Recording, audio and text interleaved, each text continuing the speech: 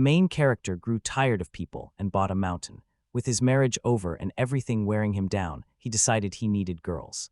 Planning to become a recluse, he bought one of the 2 mountains from his mother's relatives. Halfway up the mountain, he found a house that seemed livable and settled there. After 3 days, the hero grew lonely, so he went to the village of Ray, where the festival was taking place. At a local fair, he saw some colorful chickens, thought they were rare, and took 3 at once. He won't feel lonely anymore. As a bonus, he received food, and the hero returned home. 1 month later, the protagonist is Shohei Sano, 25 years old, single, and not currently looking for a girlfriend or a marriage partner. The young man says it would be great if others shared that energy with him. Warmer weather makes the grass grow stronger. The main task is to remove the weeds that grow so fast. Eventually, he realizes that no matter how much he mows, the grass never gets any shorter. But since he has chickens, the mown grass won't go to waste. Show that he began growing vegetables. If he had done nothing, insects would have eaten the vegetables. He became so carried away that his chickens were frightened. All 3 chicks have already grown up. They were huge. The man can't believe chickens can get this big. It's only been a month since they hatched. They're over 50 centimeters tall, and Pokey already has a red comb. It looks like the fair is selling males that weren't originally meant to be sold, but Tama and Yuma look like females. An old man offered to help the hero if he needed it, but the hero refused. They are his beloved companions, and he hopes they will walk side by side throughout their lives. Meeting Pachi, Pachi came across a field snake. She hissed at him, but he stayed calm and hissed back. Shohei's chickens don't understand a lot of things. He said the grass is fine now and should be left alone. Pachi repeated his instruction not to touch it yet. Tama and Yuma began repeating the phrase too. Juno had never heard a rooster speak before. He cursed, and Pokey repeated the word after him. The other 2 then started saying the same thing. He silently asked them not to repeat it. One rooster suddenly rushed forward. The young man didn't understand what was happening, but the bird had caught the viper again. Shohei picked up the creature and put it into a bottle. Then he praised Thomas, who wagged her tail happily. The hero remembered that vipers rarely eat chickens. Yuma also ran behind the house and came out with a viper in her beak. Shohei thought there were too many vipers around his house, and it was dangerous. Because Yuma found a viper too, he let them eat it. They pounced happily. The young man was terrified to see these chickens betraying the vipers. Lately, the hero's life has been like this. A river runs nearby, so fresh water is never a problem. 3 years ago, Mr. Shuya lived in the house the hero now occupies, so when the hero moved in it, already had almost everything needed to live, and because of old age, his entire family lives at the foot of the mountain. The hero understood what it meant. Pachi told the others he allowed them to eat vipers. Then Thomas and Yuma brought him snakes as a gift. This continued for 2 days. The old man was surprised to learn chickens eat vipers and said it was a waste. He pointed out there were so many vipers that people no longer bothered them. The man said it was probably because the nearby house was empty. If I'm alive next time, he'd buy them to make the snake shake. Shohei hesitated at first because it was too scary, but the old man said he would teach him everything. Amazed that chickens eat vipers, he advised eating them for no more than 3 days and said there should be no problems. A week ago he was here. The hero visits the old man again. Noticing one of the roosters, he saw how much it had grown. Yuma arrived with the hero. The old man and the hero discussed selling the female's eggs. Then the hero said he had come to offer vipers, not eggs. The young man set 2 bottles of vipers on the table. Grandpa was surprised he had caught both. He then promised to pay him for them later. The man did not like it. The old man's wife welcomed the young man and offered him food. He thanked her. The woman warned him to be careful because he had so many vipers. He said everything was fine for now, but they might be nesting somewhere near his house. She said she had a friend who could ask him to exterminate them on his property. Shohei refused. His chickens were good at catching them, he said. Everyone looked at Yuma. A young man told her she had caught a viper that day. The woman offered vegetables to the rooster, and she readily agreed. Shohei thought the animal understood every word said to it. The old man gave the boy 1,400 yen and some vegetables. The hero thanked him. She offered him the canned goods and drinks left over from the party, and he thanked her. Feeling sad, she said that if she passed all this on to her sons, they would only get angry. This surprised the young man. That evening, he returns home. Only the village general store at the foot of the mountain sells meat. The boy asks Yuma if she has eaten enough, and she says she has. Shohei walked into the store. Children stood there choosing something when they suddenly noticed the hero and the chicken. The boys started talking about how huge the chicken was. One boy agreed with them. The girl asked if it laid eggs. The hero said she was only about a month old and still too young for that. The boy didn't believe it and yelled that the man was lying because the chicken was huge. Yuma slipped behind the man. The locals are good-natured, but he was convinced the chickens understood speech. The shop assistant greeted the man and said he was the second person off the mountain today. Shohei was surprised to hear he was the second from the mountain and wondered if he really had a neighbor. Unaware anyone lived on the neighboring mountain, the young man was considering going in to say hello. Once home, he called the old man. When the man asked his wife if Shohei had a neighbor, she took the phone from him. She said he even had two neighbors. The girl to the east moved in about 2 years ago, and the one to the west about 3 years ago. A mountain sign warns of wild animals. It is better for him to meet them in the village. Deciding it would be better not to go to them without an invitation, the young man said that they put such signs on every mountain. She hasn't seen them herself, but there are wild boars and bears here. He understood her. They don't know what kind of wild animal he might meet there. Bears are powerful and dangerous, but many people don't realize that because they only see them in zoos. The hero remembers reading horror stories about bear attacks in Hokkaido, and those stories are terrifying. He should probably have gotten a hunting license before moving here. Now he can't even hunt with traps, let alone shoot. A few locals still hold licenses, but most are elderly men who have stopped hunting. Shohei knows that if a bear appears, it will have to be dealt with. The animal closed in on the man. He patted their heads and praised them, then said that if there were bears here, they should be more careful. He told Pacha and Tama to wash up, but they refused. So Yuma joined him in the bath. Sitting in the hot water, the young man realizes he must also somehow fight the pests. If he suffers later, he'll face serious problems. Life in the mountains is impossible without him. Yuma remembered when she was small in the bathtub, and the rubber duck was her size. Now it is many times bigger. Then she lifted her eyes to the night sky. Startled, the hero shouted in surprise when his animals brought him a boar carcass. He assumed they had gone out early to play, but they went hunting. Realizing he needed his uncle's help, he called him. When he arrived and saw the boar's carcass, he asked how he had killed it. The hero said the chickens took his life, and the old man could not understand how that could happen. The young man said that when he came home after his morning rounds, they had already dragged him in. That seemed amazing to him. The chickens looked pleased with themselves. The man asked the boy what he planned to do with the boar. The boy said he hoped to eat it if he could. He had no idea what to do with the cutting. The old man said he would find someone. At that moment, the human noticed something in the bushes. The old man explains the meat must cool, and that will take time. He asks the boy to come back tomorrow because there is nothing he can do now. Shohei apologizes for the inconvenience and for making him work again. He replied there was nothing to worry about, but the boar was so large it was astonishing. Turning to the chickens, he said they had killed him, so they had the right to eat him. Today he would take him home and tomorrow he would bring him back ready, and they agreed. Then Shohei thanked the man and said he appreciated it. Uncle advised them not to just defeat wild boars. Don't bother chasing the young ones. He told them to look only for adult boars because those are dangerous to people. Adult pigs give birth to about 4 piglets at a time, and they do not have another litter while raising them, but once those piglets are grown they breed again right away, so they reproduce quickly. They can harm the crops, so we should build fences, but that will cost money. You can set up scare baits, but they do little good, so rely on the chickens to get rid of the pests. When it was time to leave, the man and Shohei loaded the carcass into the car. The young man heard the old man's delighted cries. Yuma walked toward him with a viper in her teeth. He realized it was meant for him. Then he promised to pay him for everything tomorrow evening. Shu felt indignant because he was already helping with the boar. The other man said those were different matters. The young man understood and said he would come by tomorrow evening. Curious about country life, the hero found the people kind and responsive. He patted Yuma and thanked him.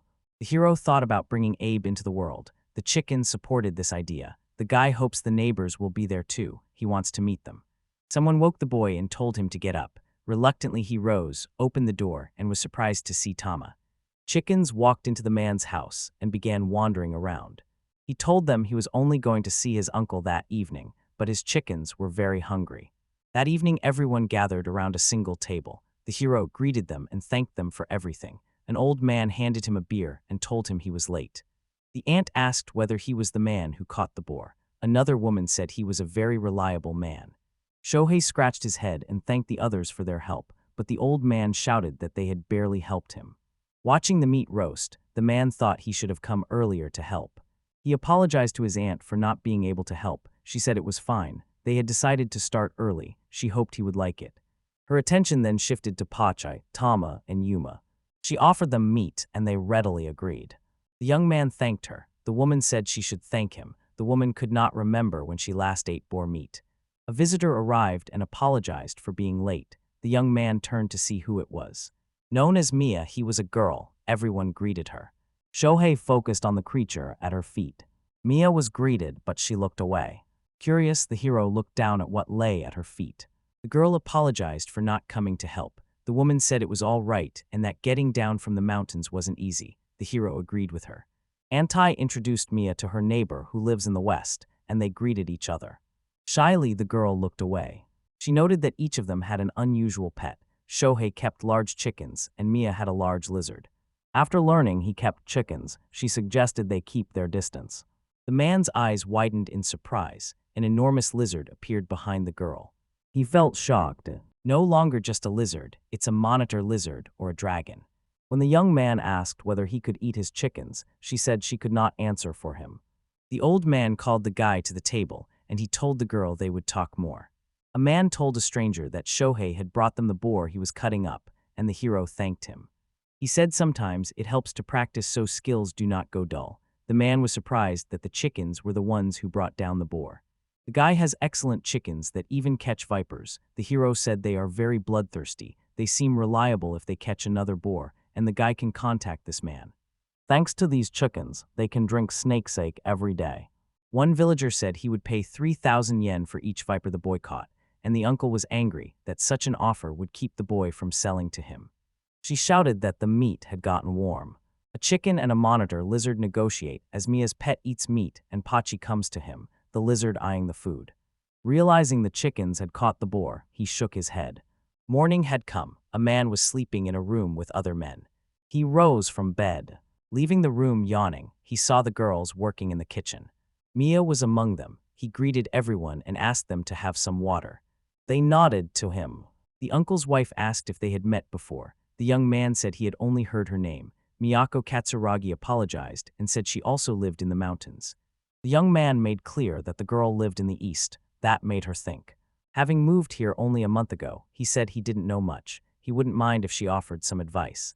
Given water, the hero asked where his chickens were. The woman said she had fed them vegetables and that they were in the garden now. The man thanked her and said he would go see them. Mia decided to go with him. They stepped into the yard. A lizard slept under a tree and the chickens pecked at vegetables. When the hero called his chickens, Thomas came over. He crouched and rubbed his head. At that spot he noticed the animals had grown again. They had been eating boar meat, so they could grow that much in a single day. Mia noticed this and asked the boy whether it was normal for them to have such a tail, and the young man agreed, saying it was clearly not a chicken tail but a reptile tail. Birds are descendants of dinosaurs, the girl said. Shohei then looked at her monitor lizard, and she said his name was Tatsuki. He was very large for a lizard, and she bought him at a stall at the fair. Shaw said he bought his chickens there too. She found it odd and he agreed. They exchanged glances. They smiled. She noticed her lizard looked more like a dragon. This might be a real dragon. Smiling, Mia said she had always dreamed of having a dragon. Suddenly she realized Tatsuki was her dragon. She then said his chickens were cockatrices. Shaw considered her words. The Kurlisks are giant, chicken-like monsters. He had heard they could turn people to stone. Mia apologized for saying that and explained she just loves fantasy. He agreed it was true and said they reminded me of them very much. Their tails are also getting longer every day. Shaw asked what he was eating of hers. Turning away, she said he eats anything that comes into his mouth, so it's odd he won't touch his chickens. To him they are just a snack, and he even eats large birds of prey. The young man asked about the vipers and whether she had as many around the house. Mia said there used to be some, but he ate almost all of them. The dragon frightens the man. When Shohei asked about the boars, she said she had seen one once, but it ran off as soon as Tatsuki noticed it, and there were many deer that he often caught and ate. Turning to the animal, the girl asked him to catch a deer next time so they could share it with their neighbors. The young man wondered what it meant that his chickens were not the only ones who understood human language. Sho asked the old man who lived on the mountain's westernmost side. He said a man should live there, but a dark-haired girl always comes. The hero thought he did not want to see couples, but he never imagined he'd see her so soon. A young man walks along the path and thinks May will be here soon. High in the mountains, he lost track of time, but the local cherry trees usually bloom in May. Last year, he still hadn't admired the cherry blossoms. Yuma was invited to join him to see the cherry blossoms. They sat down and ate onigiri. Happy, the chicken smiled and said the word Sakura. The hero couldn't understand why she said that and couldn't believe she really thought this food was Sakura. Pointing to the tree, he told Yuma to look at the cherry blossoms. This is cherry blossom admiration. Shaking her head, she stepped forward, spread her wings, and shouted Sakura. Steadying himself, the young man says that next year during the high season, they will go to watch and take Pachai and Tama with them. Pachai and Tama stand guard at the house. Pachai notices something in the bushes. In the next moment, he lunged forward and seized the viper. Sitting at the table, the hero says the golden week starts tomorrow. No longer going to work, he has completely lost track of time. My aunt said many people come to relax during the holidays, so there should be more people. Some tourists set up camps in the mountains without permission, leave their trash behind, and also cut bamboo and collect wild vegetables without permission. A wire fence sits on his mountain, but he wouldn't be surprised if someone climbed over it. He put up several different signs. The chickens have already caught all the vipers, the boars almost never appear, and the hero prefers not to see the bears anymore. The next day the hero chose to inspect the mountain's base, and the chickens copied him. Time for bed. The chickens sent something and began circling the door. Confused, he looked at them and didn't understand what they wanted. It seemed they wanted to go outside, but they had never asked to go out this late before. He said he would grab a flashlight and ask them to wait a little. He pushed the door open. Pacha and Yuma rushed forward. Tama pecked at Shohei, urging him to run. The young man chased his chickens. The hero ran, thinking nothing could be seen in the dark. You must stop near the bushes. The man was surprised. Someone told Rin to stop. They're people. Shohei asked if anyone was here. He was a man. He shielded his face from the lantern's bright light. Pachi came down from the mountain. The hero asked him what had happened. Standing up, he asked whether the man was really from Mount Sava. Shore said he owned Mount Sawa, and the stranger apologized for disturbing him, introduced himself as Aikawa, and said he was from the neighboring mountain.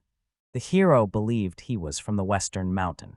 Glad to meet him, the young man apologized for not coming sooner, and the other man said it was fine because walking back and forth in the mountains was difficult. Shohei asked why the man was here so late. Kawa hesitated, unable to find the words, and the man looked over his shoulder and was surprised. Behind the owner of the western mountain, a girl appeared. Our faces weren't visible. The man became frightened and fell. Aikawa admitted she really was scary. Shaw wishes he'd been warned that the mountains are haunted. The chickens stepped forward to shield their owner.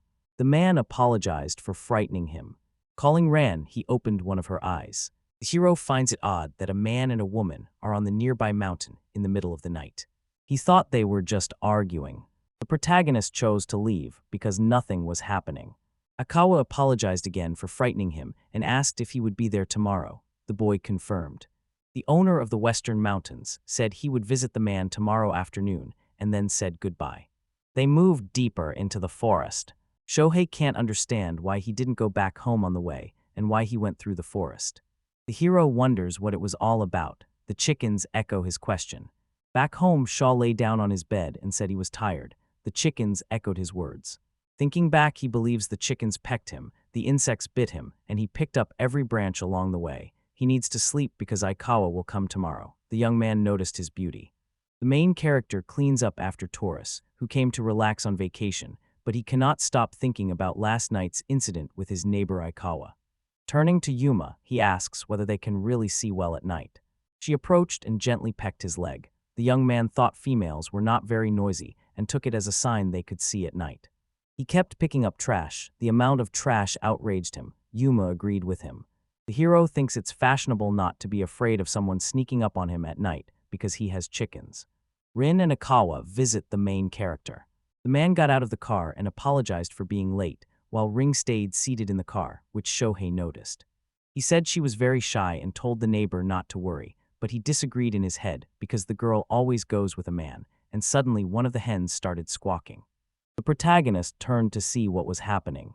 Pachi lunged at the man's guests in anger. The young man could not understand what had suddenly come over Pachi. Aikawa said this always happens. Many people noticed the hero had amazing birds. Shohei invited the man inside. Ikawa's car heads for Sho's house, while Pachi searches for vipers right now but finds none. A car suddenly passed by, and he saw Rin, which displeased him. Ikawa, the owner of the Western Mountain, offered the protagonist a gift. The protagonist hesitated because it was expensive. Ikawa explained the farmer who owed him money had finally paid off the debt, so the protagonist could accept it without any problems. Sho thanked him. Ikawa grew serious and apologized to the hero for last night. The hero replied it wasn't necessary. The neighbor then asked whether these chickens had always lived in these mountains. Shaw said he bought them at the village fair. He bought all 3 there. Colored chickens are rare, but they've now lost their color. Ikawa asked whether the hero had met a girl who lives in the east. He said he had met her just the other day. It made no sense how Katsuragi was involved. The neighbor is concerned about her pet. Sho said it was a large lizard that looked like a dragon. She bought it at the fair. The hero became curious about what kind of animal Ikawa had. He said he moved here 3 years ago and bought 2 small snakes at a fair. After first checking, they were not poisonous. The young man noticed something was wrong, and Ikawa said they had simply grown enormous. Shu suggested they might be pythons. The neighbor agreed, but their growth was still unusually fast. He glanced at Yuma and noticed his chickens were also huge. Sho measured them the other day. They're about 50 centimeters long, and their tails are clearly not feathers. The tails look more like a lizard's, and Katsuragi said they resemble cockatrices. Ikawa suddenly had an idea. He pointed out that, for some reason, all the animals they bought at the fair were mythical. Shaw suggested it was just a mutation, but the neighbor said that did not explain the snake's growth. Maybe they have too many necks. Ikawa asked if the hero remembered the girl who was always beside him, with dark hair and a pale face. The hero confirmed, and Ikawa added that she was with him today as well. The hero stiffened, recalling Pachi's reaction. He assumed it was a joke. Ikwa was serious. Rising from his chair, he said he would introduce them. As they left the house, the dog stood by the car. Yuma picked at the guy's leg. He remembered to keep his back straight. I approached Rin and said he had told them about her and asked her to show him. She agreed. The girl stepped out of the car, with a human head and the huge body of a snake. Fear gripped Shohei. Ikawa said it was one of the 2 snakes, though it didn't look like one, and the hero agreed. Fear filled his eyes as he looked at the girls. She stood in silence. Pucci growled at the girl. Her tail rested on Ikawa's shoulder. He told her he was struggling, and she said the bird was noisy. Shohei moved to calm Pachi, explaining that Rin had come with Ikawa, was not a threat, and he could relax, and Pachi agreed but stayed on guard. The hero explained that when the neighbor bought one, it was usually a snake. Ikawa confirmed the male looks like a giant snake, and said Rin just started looking that way one morning. The hero felt utterly discouraged. Although his chickens can still be considered ordinary mutants, his snake cannot. Shohei still can't believe this isn't a dream. Rin said she eats insects. Ikawa and Shohei sit on the veranda. The neighbor asks if there are any insects here he can snack on. Pachi confirmed it. Shaw said the girl could try searching, but he was dealing with pests here. The man said everything was fine. Then came the sound of water. He confirmed a river was nearby. If crayfish are there, Rin will eat them, expressed surprise that she even ate them. As the snake searched for a snack, the hero asked if snakes hunt one another. He said if the snake was small, they'd be able to eat it with no problem, and it was unlikely any snake here would be bigger, and the hero thought snakes that size would be frightening. The boy told him there were many vipers around his house. Ikawa suggested Rin deal with them. The chief opener refused because his chickens ate them. The man smiled and agreed because he didn't want the other man to get bit. Shaw wondered if he was a good person.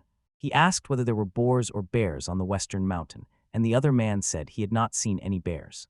One day Ran and Ten caught a boar and ate it. Even the hero's chickens recently caught a boar. Ikawa heard about it in the village and is sure they all encountered it. Shaw asked whether there were many wild boars here. Ikawa says that because there is a lot of natural forest in their mountains, there should be many animals. The number of hunters is shrinking every year. The man said he has a hunting license. The hero asked if the man had a hunting rifle, and the man answered that he did, saying it was at home and could help with hunting if needed.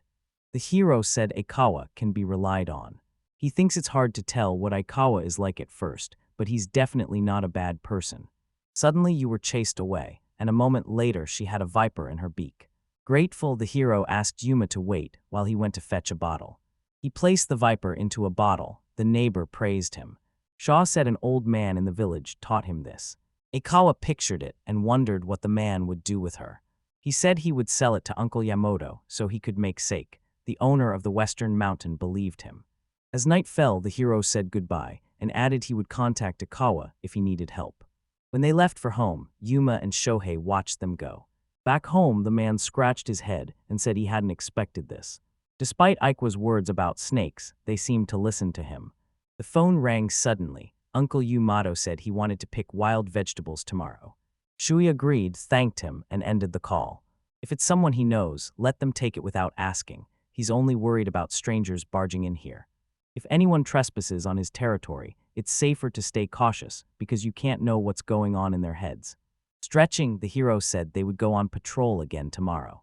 Before preparing bamboo shoots, Pacha walks by the bamboo, remembering how the owner eats them with pleasure. He took a bite, found it tough and tasteless, and spat it out. Someone called Shohei while he was picking up trash. Uncle Yamoto said he had gathered bamboo shoots and asked the boy to visit him tomorrow. Bamboo shoots can be harvested as early as May. A bamboo forest grows at the foot of the mountain. It borders Mount Aikawa. I noticed the neighbor seems to have put up warning signs too. It's probably a warning to keep people from being caught by Rin, so his chickens immediately attack anyone who climbs in here without permission, and of course those people will be to blame. Stretching a wire fence across the entire mountain was impossible. He hadn't realized owning a mountain would be such a hassle. He likes it here. She can be hard to handle, but they'll manage. The boy's phone rang again. It was Mia Katsuragi. When he answered, the first thing he heard was an apology. The girl screamed into the phone that she had no one else to turn to and asked the guy for help. Miyako Katsuragi asked the man for help, and the main character felt discouraged. Agreeing to help her, he asked where to go. She shouted for him to go to her mountain. Shohei told her to calm down. He asked whether the villagers would reach him faster than he could. Unable to ask them, she said so, and he understood everything and said he would come now. The young man realizes Katsuragi is not a panic and wonders if something bad has happened. Telling the chickens he was going to Katsuragi, he asked what they would do. Tama and Yuma will go with the man, and Pacha will stay for the exam.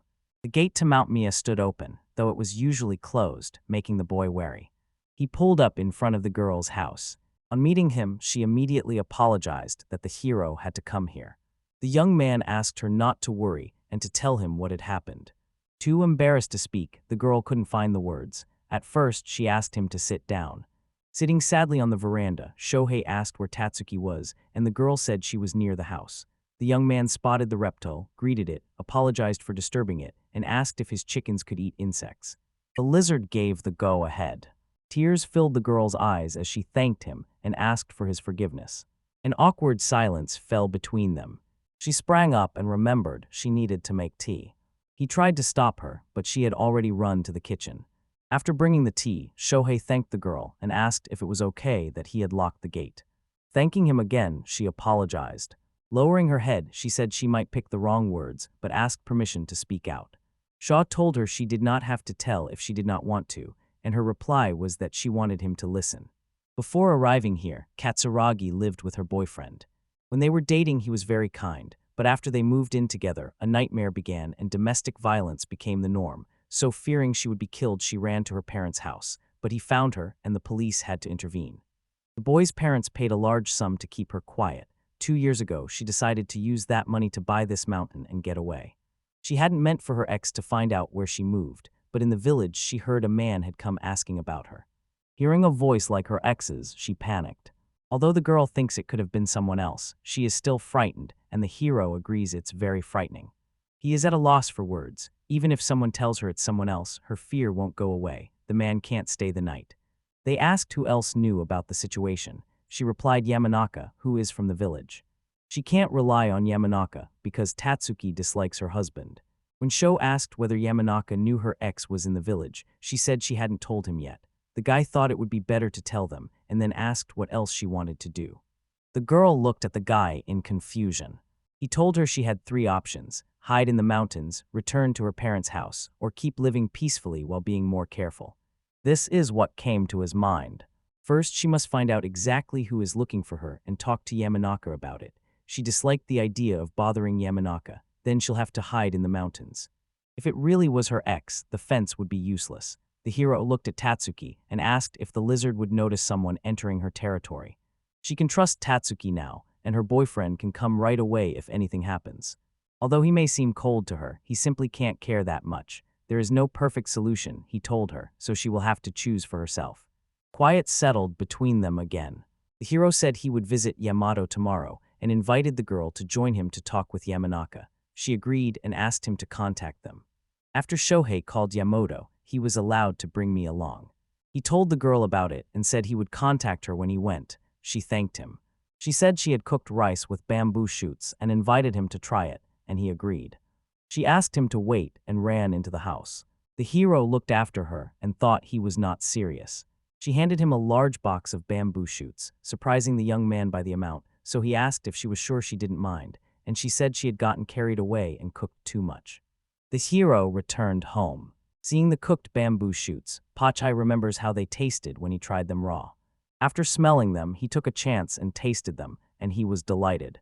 Back home, he texts the girl that she can call him if someone she doesn't know comes to the mountain. The girl doesn't understand why he did this so suddenly. He remembers the moment he broke up with his girlfriend. By his third year at the company, he had saved enough to propose to his girlfriend. She could not imagine that she had dumped him a month before the wedding. Noticing how upset her owner was, Yuma rubbed against his leg as he stroked her head and thanked her. 3 months had passed since Shohei and his girlfriend broke up, and after moving to the mountains, he had begun to forget, but the memory had resurfaced. Looking into it, he wonders how he can take care of others when he can't take care of himself. Yesterday, the hero had to pester his grandfather to get him to talk to Yamato. Yuma went with him while Pacha and Tama ran toward the mountains. He assumed they were out for a walk and figured they could feed themselves. The boy drove up to the store. Shui asks the saleswoman whether tourists often come here during Golden Week, and she confirms that some locals visit their families and tourists come as well. He wonders why tourists even come here. She says they come to walk in nature and gather wild plants. They come here on purpose, but there is really nothing here. He bought bamboo shoots. Yamamoto's wife said she could have gotten up and picked them herself. Because he didn't know how to cook them, he gave them to him so they wouldn't go to waste. The woman offered Yuma some vegetables, and Yuma accepted them readily. Auntie said she heard Moya would come too, but the woman had nothing to feed her lizard, and the young man reassured her that large reptiles can go without food for several days. Auntie still felt awkward. Someone suddenly appeared. The hero turned to look. Mia arrived, apologized for being late, handed the woman a basket of herbs, agreed, and told her she had just said yesterday it would be nice to collect them. Just then the grandfather came out, and the hero handed him the viper in a bottle. The girl was frightened. The man apologized for scaring her. Grandfather raised his glass and toasted the mountain's blessings and the spring in bloom. The hero stared at him in confusion. Sho asked what spring had to do with it, made a serious face, and asked whether Mia and Shohei were not together. Angrily, the aunt struck her husband on the head with a magazine and demanded to know what nonsense he was talking about, then told the hero she would make him apologize on his knees. The young man said that was unnecessary and thanked her. As evening fell, the grandfather and aunt thanked the young people for coming and talking with them, and the boy thanked them for the food and for their return. On the way home, the hero thinks Golden Week ends tomorrow. Fortunately, she was unharmed. Noticing his chickens acting oddly, he asked what happened, but they only repeated his words, and he wondered whether he had come to love this quiet life. Pacha went out to fish. He played in the water. A stone caught his eye, and beneath it, a hollow hid someone's sparkling eyes. The hero walks through the forest picking up trash and thinks the Golden Week ended without incident. Katsuraga's ex-boyfriend didn't show up either, and the hero will soon be unable to visit her often. They have to stay on guard, yet they want to believe everything will be okay. Right now, he can only listen to her. Pachai suddenly jumped into the water. The hero was surprised and thought he was fetching a treat there. The chicken caught a crayfish. Shaw told the chicken he could eat it. At that moment he remembered I had quoted him saying Rin even ate crayfish. He decided to give his neighbor a couple of crayfish because his snakes eat them. The hero wrote to Ikawa to ask if Rin eats crayfish. Ikawa replied that she even eats them raw. They cheer her up. The man turned to Pachai and said he easily catches crayfish. When asked to catch a couple for Ikawa, he jumped into the water immediately. The hero tried to stop him. He wanted the capture delayed until tomorrow instead of today. In the end, Pachai caught the couple. 2 days later, the protagonist visited Ikawa. Only 2 came with him. The neighbor noticed and asked why. He said one was standing guard. The man noted how reliable the guy's chickens were. He handed Aikwa a bucket full of crayfish. The man looked surprised and said he really shouldn't have brought so many.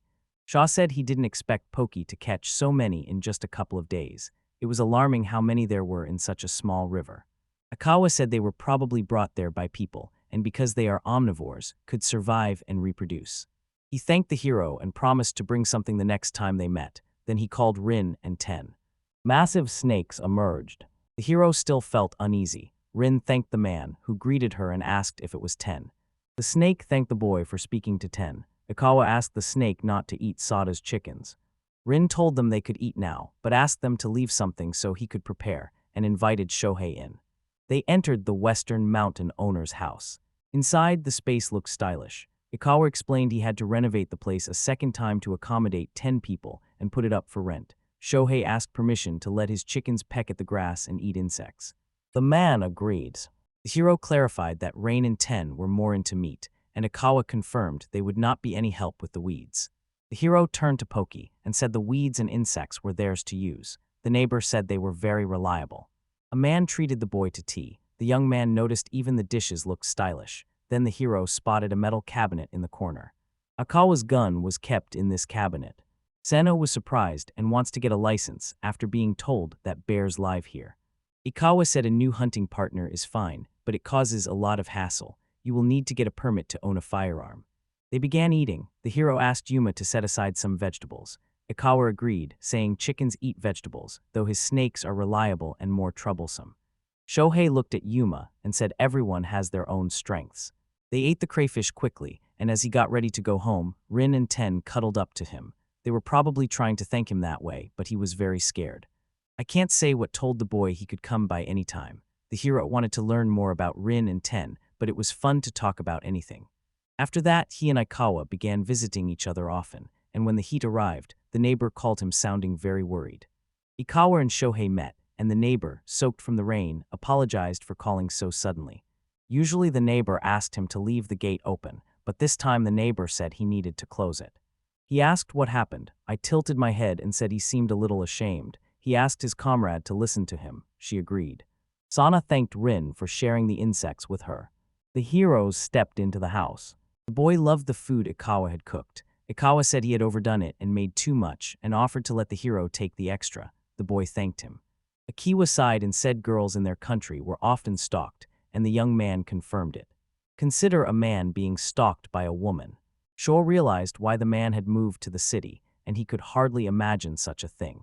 Akawa said it was his colleague from work, and without asking him, she assumed they were dating, made a duplicate key, entered his house, and searched through his things.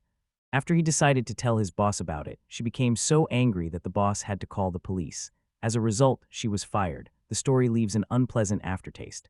A court order keeps her from approaching him, yet he remains afraid. With a friend's help, he made money in stocks and decided to buy this mountain.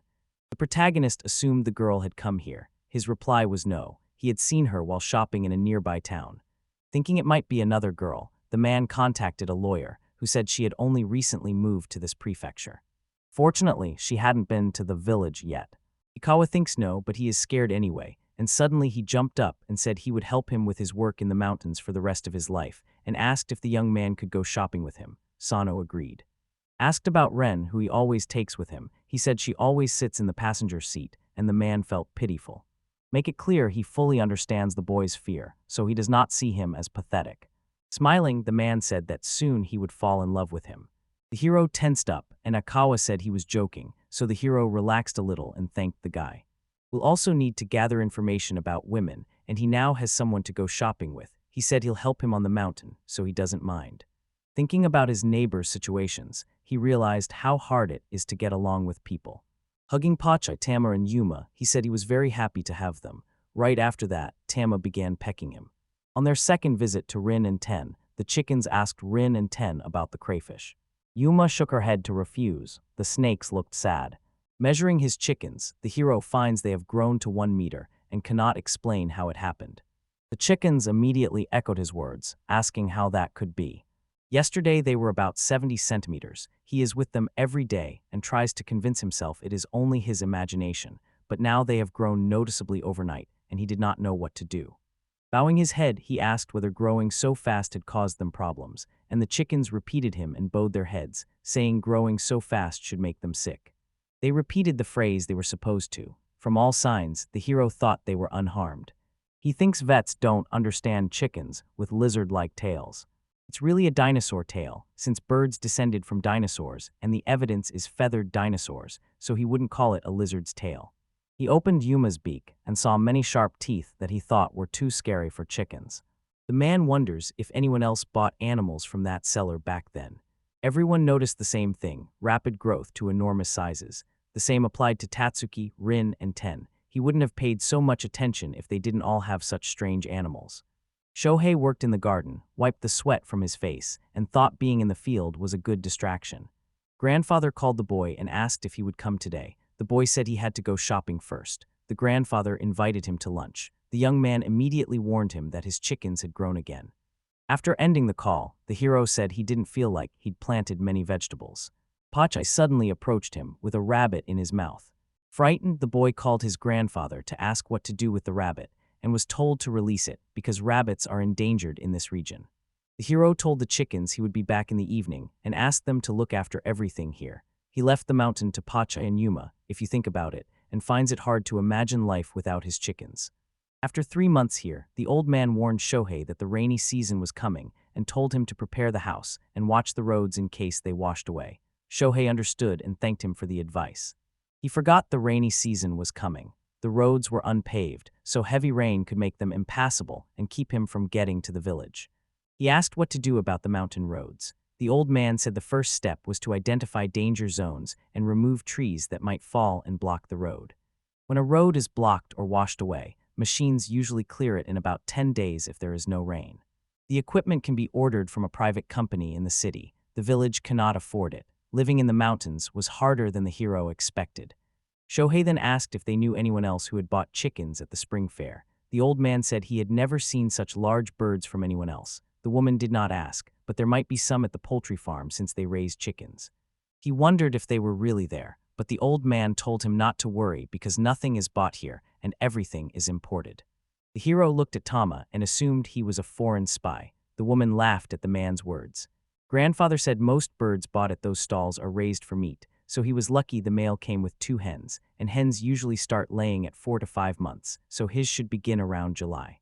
The old man asked if the man had any vaccinations. After thinking for a moment, the man said he had a tetanus shot. The old man clarified he meant vaccinations for chickens. The hero was surprised the hens needed to be vaccinated. The old man said it was essential if he wanted them to lay eggs. Discovering the chickens needed vaccination, he realized he hadn't thought about it and didn't know what to do or whether they'd be allowed to get vaccinated, and he was given contact details for a poultry farm worker he needed to speak with. The hero arrived at the poultry farm, said he was from Yamato, found the chickens ordinary, and met the man who worked there. The man asked if Sano was a relative of the old man. Sano said he was only a friend of the old man's relatives. Then he noticed the man's chicken. It was clear she did not look like a giant chicken. Birds like that simply do not get so large. It could be a wild chicken, but wild chickens are rarely that white. Yamato asked whether she was already an adult or still growing. He replied that she was still growing and fed on vipers. The man thought that might explain why they were so big. He then asked what the hero fed his chickens. The hero said he fed them vegetable scraps. They entered the room, and she told the chicken she could eat here. Yamato noted the chicken was smart and understood what he was saying. Sano gave a gift to Yamamoto's wife, and Yamamoto says that the more he looks at her, the more she appears to him. Yamamoto asked whether the man had given them the vaccine. The man said no, they had not gotten sick yet, and he did not know when they might. You don't have to get the vaccine directly. Today it is often diluted in water or given as a spray. If they're calm, it's best to give an injection. The hero thinks Yuma would tolerate it, but Pacha and Tama would eat him alive. Free-range animals cannot use the drinking water option, so spraying is the only choice. If he needs to get vaccinated, Matsuyama will help, but it will cost money, and he doesn't want his chickens to get sick. Yamamoto suggested that the man check the chicken coop, but it needed to be disinfected first. Raising animals requires strict hygiene because you can easily carry many bacteria on yourself, and the hero should also be concerned about his chickens. Sano asked the man if he had heard anything about the colored chickens sold at the fair, and the man said he couldn't see why anyone would buy them since they weren't good for meat, and only the males were sold there. The young man can't understand why Tama and Yuma were there in the first place. Before they parted, Yamato gave the boy contact details for a veterinarian who could see him. Shui believes Katsuragi might have the same problem with Tatsuki. If Aikwa or Rin get sick, you won't be able to take him to the vet. He should thank Aikwa for watching the mountain while he's driving around. To prepare for landslides and erosion, he wrote to Aikawa asking for help. Aikawa agreed. Sano thought it would be useful to have a more experienced friend. On his way to his friend, the young man realized that Aikawa had already taken care of everything. He arrived, greeted Rin and Ten, and Pachai ran toward them. When Tin pressed the doorbell, Aikawa said they were already on their way, so Tin stepped outside and greeted his friend. Inside the house, the man served the boy fresh rice and fresh green peas. He then moved on to landslide protection and said he had looked at plastic fences. I found a suitable one you can easily install yourself. It will at least hold something. The mountain still needs regular maintenance. The man pondered. He admitted he was just lucky, but he hadn't had any collapses since Rin and Ten. Last year's strong typhoons and heavy rains caused damage everywhere. Many trees fell in the mountains, but those areas avoided the worst of the rain and were very lucky. If it had happened once, he would have called it a coincidence, but it had happened before. Nothing occurred here while evacuations were happening everywhere. The hero suspected the mountains held many dangers and problems. Aikawa isn't sure, but he credits Rin and Ten. The hero scanned Aikawa's roads and wrote down what he needed to do. The rainy season was nearly here, so he had to hurry. At home, the man checks off the points he wrote while inspecting his neighbor. Items he orders online will be delivered to his grandfather, and Aikawa said he'll pick them up. It would be better if they were delivered directly to the mountains. He could go into the city and buy everything himself, but he just can't bring himself to do it because he hasn't been able to let go of everything yet, and it still hurts. They looked so great together. Everyone in the circle knew about the upcoming wedding, and even outsiders could see they were going to get married. When they split, he couldn't bear the way people looked at him. He loved her and had already pictured a happy family in his head. I see nothing wrong with my fiancé deciding to study abroad right before the wedding. His world was limited and she left, ending the marriage. The wedding had already been planned, so he received money as compensation, even though she had supported his dreams and hopes. Because the company was small, he could not keep working there. With the money, he bought a mountain. He said the whole thing was sad. The chickens echoed his words. In his mind, he thanked them for their understanding. Vinny hugged Yuma and thanked his own chickens. At night, lying in bed, the hero thinks the animals have grown a lot and is glad he met his chickens. Katsuragi and Aikawa also carry emotional wounds, and their pets save them. His scar is his alone, and he will not share it with anyone. He is sure that one day all their wounds will heal and their hearts will beat as usual. Shohei gets a message from Mia checking on him because the rainy season is about to start. The hero recently went to Yamanaka to check on things, but there was no new information, and no one had seen the former Katsuragi. Seeing Yamanaka so worried about Katsuragi, Shohei had nothing to tell her, so he just gave a stupid smile. Shohei feels uncomfortable getting involved in this matter. If someone asks him for help, he will help, but when others ask him to help them, it's a different matter. Since her ex is dangerous, it's better to be prepared. When he arrived at Shohei Mountain, almost no one was left. 5 years had passed before he moved here, and by then the house had been cleaned up, which surprised him. There is a cemetery on the man's mountain, and it appears former residents are buried there. Relatives always warn him when they will come, but the hero still tends the graves because it is uncertain when the families of the deceased can visit, so he prefers to be safe. The chickens are also looking around the cemetery. Shohei notices they are especially energetic today. Their energy sometimes tires him. Then one of the chickens turns around and scares the boy. She caught another viper, but this time she is allowed to eat it. While the chickens share their spoils, the hero gets a message. Mia wrote to him, saying that thanks to his support she can live a normal life and asking if he wants to come over for dinner. She has grown a lot of peas, and the hero is not happy with the message. He says he'll come when it's convenient for her and asks what time would be best to arrive, while Shui thinks the girl has no hidden intentions and is simply lonely. He assumes the invitation was merely politeness, and Mia says the next day or the day after would be more convenient for her, which surprises him. He calls the hens by name to get their attention, then, frustrated, says he doesn't understand girls at all and still doesn't know when to come. Yuma hurries over to calm him. The hero believes they will move him to tears. Yuma is straightforward and very kind, while Pacha and Tama are much colder. It's natural they have different personalities, but sometimes he just wants to be surrounded by cute, fluffy creatures. You must support the hero. She gives him flowers from the garden. Several days later, Shohei leaves for Katsuragi and asks Pacha to watch the house. Pacha agrees firmly. Meanwhile, the hero receives a message. He recognizes Aikawa, and the neighbor says he brought good liquor, offering to drink together and stay the night.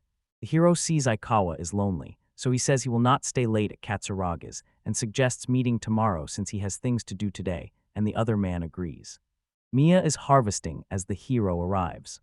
After exchanging greetings, Sano offers to help. The girl happily agrees to help, saying she planted too much. For that work, she offers to keep part of the harvest, and the hero says he'll be grateful. He remembers Tatsuki and asks where Tatsuki is. Mia replies that Tatsuki is definitely lying in the shadow of the house and is sure of it. Shohei wants to say hello to him. They find Tatsuki waiting at the appointed spot. The hero greets him and asks if his chickens will peck at insects. The dragon agrees. After thanking him, the boy tells Toma and Yuma to have fun, but becomes frightened when Toma climbs onto Tatsuki and begins pecking at his skin. Mia notices it too and assumes the chicken is picking insects off him. The behavior strikes her as a form of symbiosis seen in nature and other animals. Shohei is surprised Tatsuki is not offended by that comparison. The girl says she will make tea now. The hero thanks her and puts the basket back. They sit down on the veranda. Mia asks them to wait a second because she has prepared something. Sano agrees and takes in the peaceful view. Tatsuki steps around the corner of the house and invites Yuma to play with him if she wants.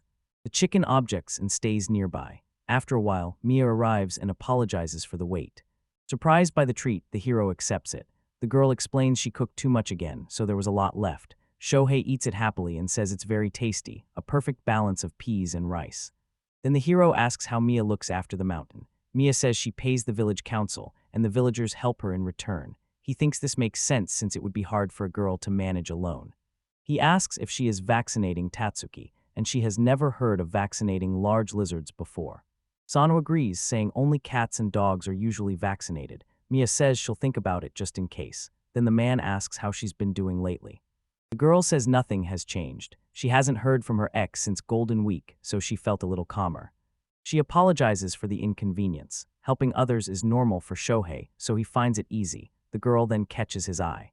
Nia admits her words may sound rude, but she wants him to visit her occasionally because it would help her a lot. The hero does not understand what she means. He'll come if she invites him, and she thanks him for that. They go quiet and keep drinking tea. Sano is sure she is just as lonely as Aikawa and has no hidden motives. After that, the hero and the hens leave, taking plenty of food and the harvest. She realizes she often gets carried away when she cooks, but it was all delicious. The next day he goes to Aikawa, wondering about her relationship with Ren and what led her to make half her body human, but he is always too embarrassed to ask. Tama feels angry. The hero says she is on guard duty again today, and this time they will go to Aikawa. He feels awkward leaving her here alone, so Sano asks if he will go with him, while Tama stays angry and does not react. Pachi pokes him in the leg, and the man says he's still worried, but since Pachi insists, he won't be able to catch Toma anyway. The hero remembers chasing her once, when she kicked and bit him, so he won't make the same mistake twice. Shohei shouts from the car that he's opened the house so she can sleep inside, and 2 buckets of crayfish are waiting in the back. Rin and Ten meet the hero. After greeting them, he says he will stay overnight and asks if his chickens can eat insects. The snakes say they do not mind. Sano notes that Rin does not like to talk much, while Tan does. The boy gives the gifts. Rin and Ten call him a good boy. The violent reaction scares Shohei. Shohei says aloud that his chickens caught it. Ikawa comes out and greets the hero. Sano says he likes crayfish. The neighbor is surprised there are so many again, and Ikawa takes the bucket, thanks Pacha and Yuma, and asks them to make themselves at home. The hero notices that Ikawa treats his chickens with respect. Sometimes it feels like the chickens are the owners, not him, and they get more than he does. The heroes enter the house. Shohei apologizes for not bringing anything else with him. They say there are enough crayfish because he brought a whole bunch for the snakes. The hero wishes him a pleasant meal and asks whether he understood correctly that these are a no-key, and Ikawa replies that he bought their seeds last year and grew them at home, which greatly surprises Sano. He didn't think it was possible, but his neighbor tries many things, so now he takes out the alcohol he bought. The hero asks whether it is Chinese liquor and whether the man drinks it often. Ikawa denies that and explains it was a gift from a friend who sold him the mountain, a souvenir from China. Sano asks what the writing says. Helpfully, the neighbor says Madai is a strong spirit that should be served over ice or diluted. The hero now wonders which province it comes from. Ikawa does not know. Shohei remembers how his chickens got a gift. The heroes keep eating while Kawa says it tastes great with fried chicken and catches Sano's eye. Realizing he didn't think, he asks for forgiveness for it. Shohei says it's fine. They recently went to a poultry farm where he bought a chicken to fry and no one complained. Ikawa asks about the farm, and the hero says it's an authentic place. He says he decided it was worth vaccinating his chickens. The neighbor wonders whether snakes are vaccinated, looks at them, and realizes that even if they were, vaccination would not suit them. Sano asks whether Rin has always looked like this. Ikawa says she adopted this appearance about a year ago, and it hasn't changed since. The hero asks whether it happened suddenly or if there was a specific trigger. He imagines what would happen if Yuma became a beautiful girl, but rejects the idea immediately. Ikawa also wondered what might have triggered it. He says that after about a year of owning them, they grew to 2 meters long. 10 always stayed home, and Ren often went to the city with him. One day while Ikawa was visiting the city, girls often pestered him because he was handsome. Still afraid, he ran away quickly, but the girls kept coming, and when they saw Rin, their screams as they ran away frightened the man even more. Relieved, Akua hugged Rin on the way home until the shaking in his arm eased. He says he acted pathetically that day, complained to 10 and ran all night, assumed that if a girl had been in the seat no one would have bothered him, wondered why he had complained at all, and then the next morning. Nearby, he found a transformed Rin. Sangno asks if that was when Rin changed. The neighbor says he turned pale and wondered how a girl ended up at his house, thinking he might have brought her because he'd been very drunk when he got home. As he tried to run from her, he caught sight of her lower half and thought about it. Now everything is clear to the hero.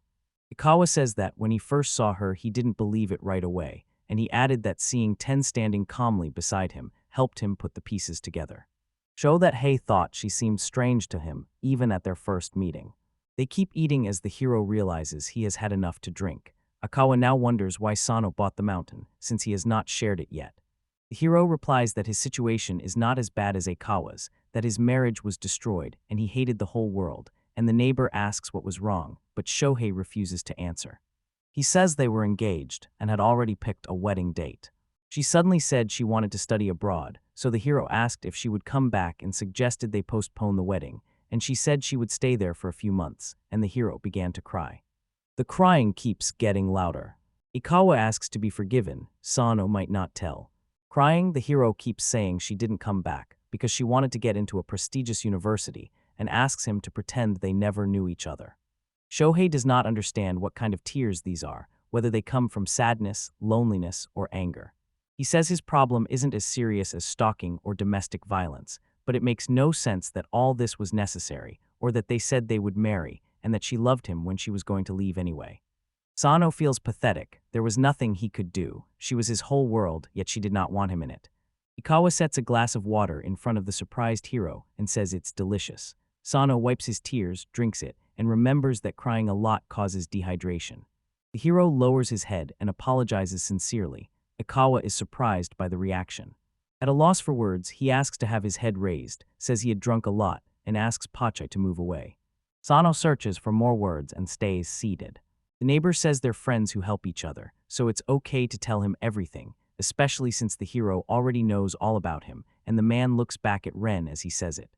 Pachi puts his paw on Shohei's head. Shohei picks him up, and Pachi asks to be forgiven again. He is so pathetic. Ikawa says he has nothing to apologize for. He didn't do anything and everything is fine, so don't thank him for those words. The neighbor presses on, saying Shohei will definitely fall in love now. The hero panics and asks him not to. Ikawa laughs and says he was joking and only wanted to cheer him up. So I thank him again and then yell at Pachai to get off me. Yuma and Pachai start arguing, and the hero figures even Yuma knows it's wrong to step on his head. Then his phone rings.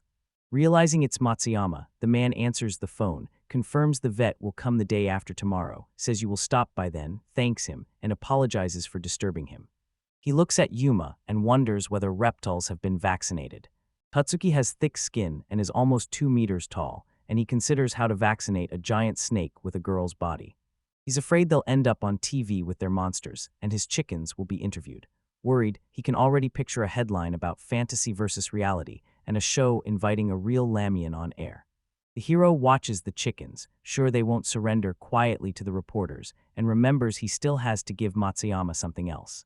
Sano asks Ikawa for advice. Ikawa suggests giving fruit, which may not be a typical gift for a man, but he has a family. The next day the heroes go shopping. Shohei tells Akawa that he always has good ideas. The neighbor says that living in the mountains always brings things to do, but also a lot of solitude, leaving him often alone with his thoughts. The hero struggles to be alone with his thoughts. Returning to the cars, Sano notices Rin and Yume talking. Ikoa sees the girls getting along, and the hero agrees that having friends is great. Sano gives his neighbor a gift and thanks him for his constant help. Akawa thanks him back. He says he shouldn't have given him anything, but Rin likes them. Sano thinks all girls like sweets. Sweet tastes good. Unsure whether his chickens could taste it, he once fed them cherries. He was tormented trying to remove the pits because he had read they are harmful to chickens. Joe tells the chickens not to eat the bones, but they start shooting them at him. Heading to the poultry farm today, he knows he didn't properly check the chickens before vaccination, but the priority now is to meet the veterinarian and then decide. As the hero readied his truck, Pachai darted into the dense bushes. Sano didn't mention the vaccinations. He thinks it's just animal instinct. Calling the chicken to come back quickly, he gets no response from Pochi. Turning to Tama and Yuma, he says there's nothing to be done, and they agree, which shocks him and leaves him unsure if they had really answered him. Sano accepts he must give up this time. Calling to Pachai, he promises to go next time and asks him to look after the house. He hopes he can find another way then. The hero arrives at the poultry farm and greets Matsuyama's wife, who greets him back. Sano gives her a souvenir. Smiling, she says it was not necessary, but she is very pleased. The hero mentally thanks Ikawa. Men come up to him, the hero greets and thanks them for their help, and they reply that no thanks are needed. Surprised, the veterinarian studies the chickens and notes how large they are. Matsuyama introduces the man and the hero to each other. The veterinarian is named Komodo and says he is pleased to meet them and that he is a veterinarian from S City. Suna says the feeling is mutual. The man remembers being told about 3 chickens. Shohei apologizes, saying one of them got away and he couldn't catch it. Komodo asks if they are free-ranging and says it's no big deal. He asks Matsuyama whether he has the tools to measure them and whether they mind, and Matsuyama says he does. The vet says the hens are bigger than Brahmas at 113, 3 cm and about 782 kg, so they are quite heavy, notes the tail looks more like a reptile's, asks to open the mouth, and says he has never seen anything like it. Komodo finishes his inspection and says they're good girls. Sano thinks they've grown up again. The vet says they look like feathered dinosaurs and can be vaccinated like chickens, but only if the hero accepts responsibility. Sano says he also heard you don't have to vaccinate, you can add the drug to the water. Komodo replies that it's possible, relatively safe, and simple. That vaccination would only make things worse if they aren't chickens, so it might not be needed. The hero agrees with him. He tells the men he'll think about it and believes his chicks understand what people say. Wanting to avoid the vaccine, he was only too happy to do so and decided Dr. Komodo would simply monitor his chickens for now. Sano remembered preparing a chicken dish that day. Tama and Yuma watched him, but he ignored them because he could not resist the tasty chicken. The rainy season was about to begin on the mountain. To prepare for the rainy season, he bought a dehumidifier for the house and asked Ikawa how people dealt with humidity before, and Ikawa said they used charcoal. It looks like he's making charcoal for his stove and has plenty of material. Sano had a coal stove at home too. She was in terrible shape. Fortunately, Yamato volunteered to help. The hero shared the finished coal with his family and neighbors. Shohei asked Ikawa what else he could do to reduce the humidity in the house. Ikawa replied that cutting down trees and mowing the grass around the house would help. Shohei turned pale when he heard this. Learning that white clover could feed his chickens, he planted it around the house. Clover needs almost no care. It grows quickly and reliably and only needs to be planted. A man planted clover near his house to enjoy the view and have it surrounded by flowers like a fairy tale. The chickens eat and call it delicious, and Sano says Tama and Yuma were also happy because it is very convenient when food grows near the threshold. He remembers them pecking at him and disrupting his work. Shohei then told them he was planting for them and asked them to stop interfering. After that, the chicken left happily. The hero asked her to tell the others not to pick the grass here for about a week. This happened at the end of April. Sano walked into the shop and the children gave him a flower crown, or rather gave it to his chicken. He is now looking at it. Finding it so cute, he decided to make wreaths for the others, but when Tama and Pachi looked at him with such disdain, he stopped at Yuma. He realizes it's not working out. It's harder than he thought. The hero lays a wreath on Yuma and asks her to forgive him for what went wrong. Yuma repeats the word forgive. Sunil still finds it cute and says out loud that she's cute. When Yuma asks again, the hero confirms it. The happy chicken runs off, shouting that she's cute, while the hero silently asks her to always stay that way because she is the best. Clover is a useful plant, but if it brings moisture into the wooden house, it must be removed because the house can easily become moldy, and it will be transplanted farther away, even though it is sad to transplant the chicken's food so far. Everything must be done before it rains. While Pacha and Tama were on patrol, he dug up everything and replanted it. When they returned and asked where the grass was, no one realized he now has to reach an agreement with Tama. He apologizes and says he couldn't plant the grass by the house, so he moved it a little farther away so he could see. Toma keeps shouting about the grass, and the hero repeats that clover cannot be planted near the house. The chicken shouts even louder. Sano says this is wrong, but an angry Tama attacks him, and the hero screams that it hurts a lot. The man shouts that clover can make the house moldy, so it is not allowed. After she pecked him and he ran off, his muscles ached the next day. Tama noticed and began pecking him even more often, a real devil. Meanwhile, Pachi calmly pecked at the clover the whole time and didn't care where it grew. That explained why, before the first rain, the hero had cleared all the grass, and now he thinks the humidity problem is solved. Unable to bring himself to get rid of it, he transplanted some into a flower bed. Most important is to teach the chickens not to peck at the flower bed. One day the chicken came across another snake. When it rains, there is nothing to do outside, so he only walks a little in the field and mostly feels like a hermit. Even in light rain, the chickens went on patrol and he walked with them. The hero noticed the water level had risen and it was dirtier further downstream. This must be caused by the dirt the rain washes away. When it rains, mold can grow fast, so check your house every day, especially the bathroom and toilet where it appears first. In the traditional Japanese room, he set the dehumidifier to full power. Sano feels totally isolated. Looking in the refrigerator, he found the meat was gone. Remembering he traded coal for a lot of vegetables, he still needs meat and tells Yuma he doesn't even have any eggs. It's probably too early for them to lay eggs because the eggs may still be fertilized, and he doesn't want to eat fertilized ones. The hero realizes he needs to go shopping, and Yaum follows him. He now remembers the snakes. Maybe the rain made them appear more often. Also, Pacha caught not just vipers but a tiger snake. When he let him eat it, he did so with joy. Tiger snakes are also poisonous, so he didn't even consider whether he'd be okay and only realized it when it was too late, and Noah watched him in case he got sick, but he felt fine like a chicken Terminator. The hero called Yumoto and said he'd collected some vipers. Yumoto asked him to bring them because his things had just arrived. The hero thanked him and agreed, then Yumoto remembered something. He says he has a question about Sano's chickens and asks that at least one be brought, and Shohei asks what the question is. Yumoto says they'll talk when the hero arrives. It's not a scary conversation, so there's no need to worry. The hero says if they want to show them on TV, he will refuse right away.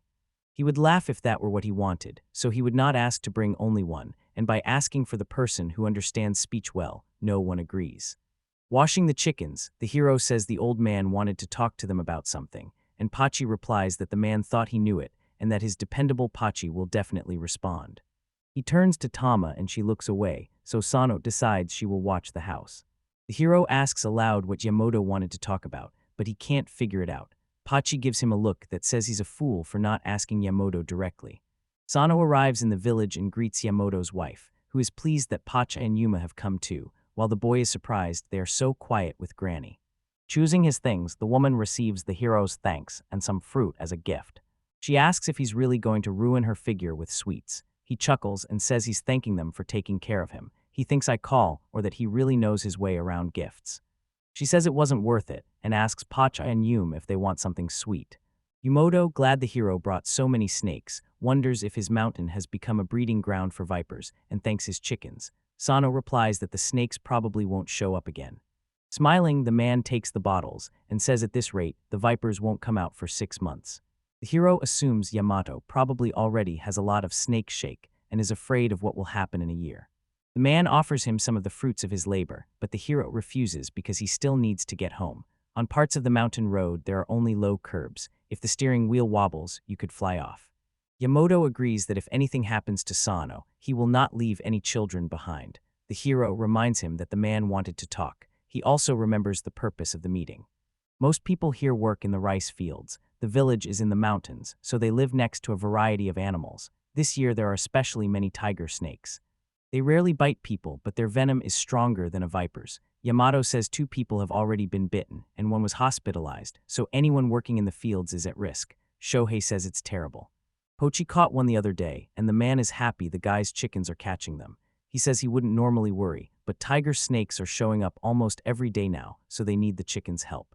More snakes mean fewer frogs, and fewer frogs will cause a problem because the hero knows which one. Sonoa assumes there will be more insects, and this is the correct answer. The balance of the ecosystem will be disturbed in this case. He sees this is why they met. Yumoto turns to Pacha and Yuma and asks them to find red snakes with black spots. Those are tiger snakes, and the village has a problem with them. Pacha answers. The man says he understands, and that they will help them greatly if they can catch the snakes. Pacha is already stomping forcefully. The hero stops him, shouting that this must not happen today, and they will deal with it another day. Yumoto notices that Sano has very aggressive chickens. The old man will contact Shohei when he needs help. Pacha was going to start today, but someone stopped him, so on the way back he kept pecking at his master. Yuma didn't even think about helping at that moment. You must have told the chickens about snakes. They recognized the viper and the tiger snake, but did not know the name of the third species. At home, Sono calls Aikawa and tells him about the snakes, and that the villagers asked his chickens to go hunting. The hero asks the man if he knows why so many snakes have appeared. The neighbor is surprised the man didn't see the news about snakes and other pests. In a town beyond the mountains stood a large house. Its owner had been an exterminator, but apparently died last year. Later it became clear he kept snakes as a hobby, and many were poisonous, so his sons did not know what to do and released them into the mountains. The late owner is probably turning in his grave. It's hard to believe his sons would do such stupid things. They could have warned the pet shop owner, but it was already too late. The sons said they did not know the snakes were poisonous. Sano realizes that explains why there are so many snakes. Ikawa says that's entirely possible. The news didn't say exactly where they released the snakes. The man believes this happened because the deceased owner kept many tiger snakes, causing their numbers to increase. Now the hero knows exactly why there are so many snakes here. He asks whether the villagers know about it. I call it a doubt set because the incident did not attract much attention. Mentioned in the news only once, it was seen only by chance or ignored, so it went unnoticed and surprised people. Esaset says Rin just caught a habu, and the hero shouts to make sure he heard it right. Sana remembers the snake is poisonous and only lives in Okinawa, so it definitely shouldn't be here. Horrified, he says that Ikawa is certainly not mistaken. Ikawa says that now, fortunately, Ren and Tan are catching up to them, so he doesn't think the habu will go to the village, and the hero thanks him and promises to tell Yamato. First, the boy asks the old man if he saw the news, and the old man says he saw nothing. The man says it's fine if there are only tiger snakes, but habu is very dangerous, so he asks to bring chickens when there is a chance, and the hero agrees. Yumoto says that if it really is the real hubk, he would like to see it if it's not too much trouble, and Sano will pass the request to Ikawa. The hero was so large, he didn't even know this was possible. Yuma comes to calm him, and the man believes animal therapy works. The man says out loud that Yuma is a good boy, and they hug. After Sino thanks her, she repeats his words, which makes him laugh because he should be the one speaking. Mia is terrified by the habu's presence. The hero says this snake was found in the west. Where that Tetsuki would have handled it easily, he still should have warned him. Strange noises come from the phone. The hero calls the girl. Yuma grabs his phone, and the man runs after her. Yelling that she could have broken the screen, he then asks why she did that. Sano checks the screen and tells you can't carry a smartphone like that, but the chicken ignores him and asks for a hug. The hero admits he's still angry, but his tone softens, and he quietly asks her not to do it again. Shohei Petsuma tells her he'll call Katsuragi again and asks her not to interfere. He apologizes for the dropped connection. Mia asks him to forgive her for causing such a panic. She says he was screaming so loudly she couldn't make out the words. At that moment, Sino looks at the person responsible. The girl asks whether it is true that someone released the hub. Trying to calm her, the man says they might not be on her mountain and tells her to remember they were seen in the west. Mia, her voice trembling, says she hopes so. The hero asks whether Tatsuki would recognize a snake from a description. He tells her Yamato will take the habu to his home tomorrow and asks her to come and see it. The girl agrees. Ikawa confirms that the habu should be shown to the large lizard Katsuragi. He says he will go with Rin and asks the hero to tell others that she is his jealous girlfriend who will not let him get close to other women. No one thinks this is entirely fair to Katsuragi, but he understands Ikawa's fear of girls after the stalker incident and uses Rin for protection. saying immediately that he does not want to communicate with girls. Shohei then calls Yamato to warn him that Katsuragi will also stop by to take a look. Yamato agrees. He asks how the carer managed to catch such a snake. The hero explains it was caught by a large snake he keeps at home. Yamato now understands and realizes Aikawa owns a pet too. Yamato asks them to bring it. Sunal looks around and says he doesn't think it will work because it's about 3 meters long. The man says he will come on his own. The hero says he will pass it on and tells them to discuss it tomorrow. Aikawa asks whether they mean his mountain. Shohei says the man seemed really eager to look at 10. The man can refuse and they'll discuss everything tomorrow anyway. The neighbor thanks him for the warning. They hear that he has been on the phone all day today. For many years, people were allowed to knock on the door. Turning around, he wonders whether Tima has returned from patrol. Sano asks to be forgiven and says he will open the door now, but if she keeps going, he will break it. Pachi and Yuma say he will break it. While on patrol, Tama stood guard. The hero then closed the door. The next day, the hero thinks his chickens are obedient because they always see him off, and he wonders whether Thomas will be very offended if he puts a tracking device on her. Pulling up to the house, he says hello, and Yamamoto's wife replies. She says he's right on time and asks him to help gather wormwood. Sano agrees. After hearing there are many poisonous snakes, she thanks him because she is scared and he agrees. If they had the same chickens he did, there would be no problems. They not only catch snakes but also chase away pests. Ordinary chickens do not hunt wild boars. Aikawa arrives. A woman greets him, saying he is just as she imagined. The hero greets him too. The neighbor asks whether he understood correctly that they are collecting warm wood.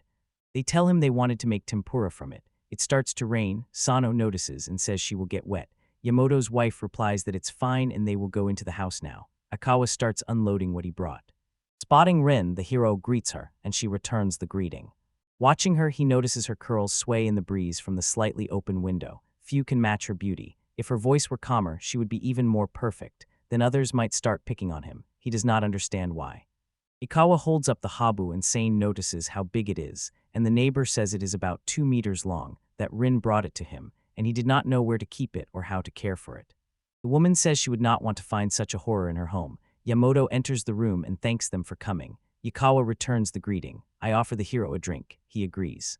The man spots the snake and says it is huge. At that moment, Aikawa feels unwell. Sano tries to calm him. Mia arrives, apologizing for being late, but becomes very frightened when she sees Aikawa. The hero looks at him, notices he's taller, and wonders why he's hiding like that. Shohei introduces them to each other. They say they're glad to meet each other. Patsuki steps out of the car, and the hero greets him as well. Then the lizard notices Rin. Sano surveys the pets and suspects it's just a gathering of monsters, but it may be too early to tell, and he feels uneasy. The heroes take their seats at the table. Shomi notices, stating that bamboo shoots are still being collected. The room feels oppressive. Sano knows Katsuragi fears only her boyfriend after suffering domestic abuse, while Aikawa fears every woman because of the stalker situation. Yamamoto tells Aikawa he definitely brought the habu. Mia is terrified. The man says his father did not kill them for that reason, so that they would return like this. He asks to keep it as evidence, and Aikawa agrees, though he cannot imagine anyone keeping such a snake in their home as a pet. Yamamoto says you need permission to keep poisonous snakes, and he thinks the previous owner most likely took it for himself while working, so the guys are surprised by that stupid decision. It's possible he kept other poisonous snakes. The news said they planned to catch them. By the time the police respond, it might be too late, so for now they are on their own. They'll figure it out eventually. Yamamoto thanks Pachi, who has already got to work and caught a tiger snake. The man's wife calls the chicken clever because he actually caught it. However, the snake is too big to fit in the bottle. She decides on tempura. Her resolve unnerves the hero. Chickens find a clever way to catch snakes. Aikawa thanks for the food. Everything was very tasty. He says he can't keep his girlfriend waiting, so he asks her to grab a snack. Realizing his girlfriend is still in the car, the woman decides she must give her something. She hands him a gift and suggests he invite her to the house next time. The guy thanks her and promises to give it to her. Yamamoto asks that you bring the snake Aikawa keeps next time. The guy replies that Ten isn't always at home, so he's not sure he can bring him. The man is surprised the snake is free to roam. Aikawa reassures him that this isn't true and that Ten was simply given a large area on the property. He promises to bring it next time if they agree to meet in advance. Yamamoto hopes they will see each other after the rainy season. The hero promises to come and bring crayfish whether or not Shohei comes. Everyone agrees. The man asks to be told if anything happens to Aikawa, and the other man says he can be reached through Sano if he wants to drop by. Yamato agrees happily, and the hero notices Ren's gaze. He waves at her, and she returns the wave. They leave as Mia steps out of the house. Sano asks whether Katsuragi is going home. The embarrassed girl says it's about time, and adds that it turns out Ikawa has a girlfriend. Sho confirms this and says she was the one in the passenger seat. Mia adds that, because of her past experiences, she thinks it would be better for them to spend less time with Ikawa. She believes he clearly didn't like her. Mia thanks the hero for today and says goodbye to him. Sino says it's nothing. He prefers being an ordinary person who isn't examined so closely. The girl leaves. The hero hugs Yuma and thanks her for everything. Pacha appears to be taking things seriously. Now she runs out with a new snake. Grandpa didn't care, he was happy like a child, but Sano had to catch Poki, so he pecked him several times and now Poki smelled of snakes from a mile away, which made getting hit twice as offensive. Yamato says they will meet tonight, and he promises to show he caught Pacha before they make a decision. Shohei yells at Poki to stop because they're going home. Just needs a quick wash. As they get into the car, the hero notices Pacha's beak stinks. Pacha starts swearing, and he thinks he should have rinsed his mouth too. The chicken didn't peck him on the way, but Pacha attacked him as soon as he got out of the car, and the rain raised the house humidity, so he will need to make charcoal. Yumoto calls again and asks to borrow 2 chickens for tomorrow. He then says he wants to discuss something else and asks them to come right away. The hero agrees, turns to Yuma and asks her to call Pacha and Tama and tell them they're going to the old man. Packing his things for the trip, Sano turns to the chickens and realizes the 3 of them can no longer fit in the passenger seat, so one will have to ride in the back. He pulls a tarpaulin over everything, and the chickens climb into the back together. Claiming one person can ride in the passenger seat, the hero is immediately struck on the head by a beak, and the man does not understand why. Yumoto thanks the hero for coming, and Pacha taps his paw. The man tells him he does not have to go hunting today and they can start tomorrow. Sano asks if he should sit in the garden, but Pachi attacks him again. Yamato laughs and tells Sho Pachi is clearly angry with him. The heroes enter the room. A serious-faced man says he showed the captured tiger snake Poki to the villagers. Another man shows he is listening attentively. Yumoto says that after they left yesterday he saw 2 more, so there are probably more than they thought, and Sano is surprised by how many there are and asks if they caught them. The man says no, the snakes struck from the grass. They probably mated last spring, which explains why there were so many and they did not even know about it. The hero interrupts to say the old man from the news died later that spring. Yamato replies that most likely his son released the snakes while the man was still in the hospital. It became known that he would not survive. Shohei says the story is terrible. The man agrees and suggests they get back to their topic. Tiger snakes mate before winter hibernation and give birth in summer. Sometimes they mate after hibernation. The hero realizes they are doing it now. Yumoto confirms that assumption, saying more snakes will mean more problems. The man bows and explains they need Sano's 2 chickens, asking to let them stay for a while and saying they will of course pay. The hero says he does not need money, but Yumoto interrupts and says that will not do. He asks that it not be said the hero needs to understand his chickens are essential to his mountain life, and that 2 of them will no longer be at his home. This means the hero himself or his grief could be harmed, so he is compensated for any possible inconvenience. The man asks that this be taken seriously, and Sano hesitantly agrees. Yumoto tells Pacha that Saturday and Sunday are their days off, so they should start work tomorrow. The chicken agrees, and the hero thinks Tama and Pacha will start working tomorrow. Senu tells the chickens who may touch them and who may not. Yamato asked the man to come pick them up for the weekend, called Pacha and Tama to promise he'd explain everything later, and kept things quiet so no one shouted that he was going home. The man turns around and says goodbye, telling him to call if he needs anything. The chickens leave with him. Shohei gets angry and tells himself they can take the chickens, since he does not need them at home. On the way, he stops at a store and is thanked for his purchase. He tells them he bought some tofu to fry at home.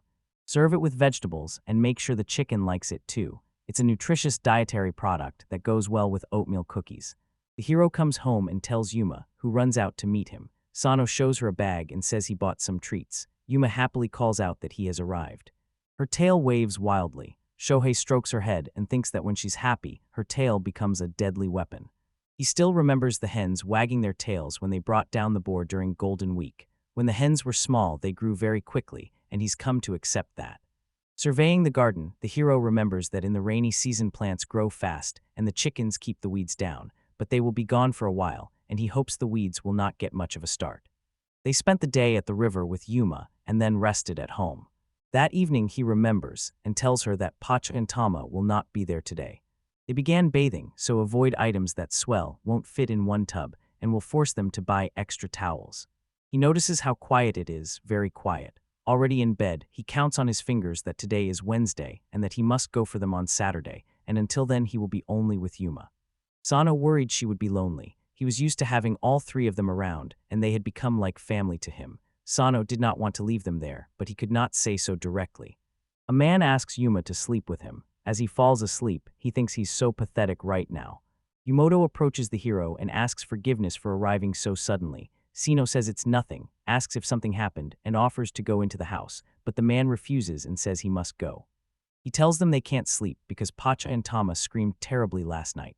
Surprised, the hero remembers hearing that chickens scream very loudly when they wake in the middle of the night. He hasn't heard them in so long that he's forgotten what they're like. Yamato says he doesn't care, but the neighbors are already complaining. A man came asking to leave them with the hero for the night and wanted to know if Shohei objected. Shohei said he did not and asked to confirm they would see each other in the morning. The man agreed and asked Shohei to forgive him for the request. Sano says that's fine. Yumoto leaves and promises to give the hero some money for gas. The boy tries to refuse, but the man says he will not accept excuses and insists the boy should at least get something for his help.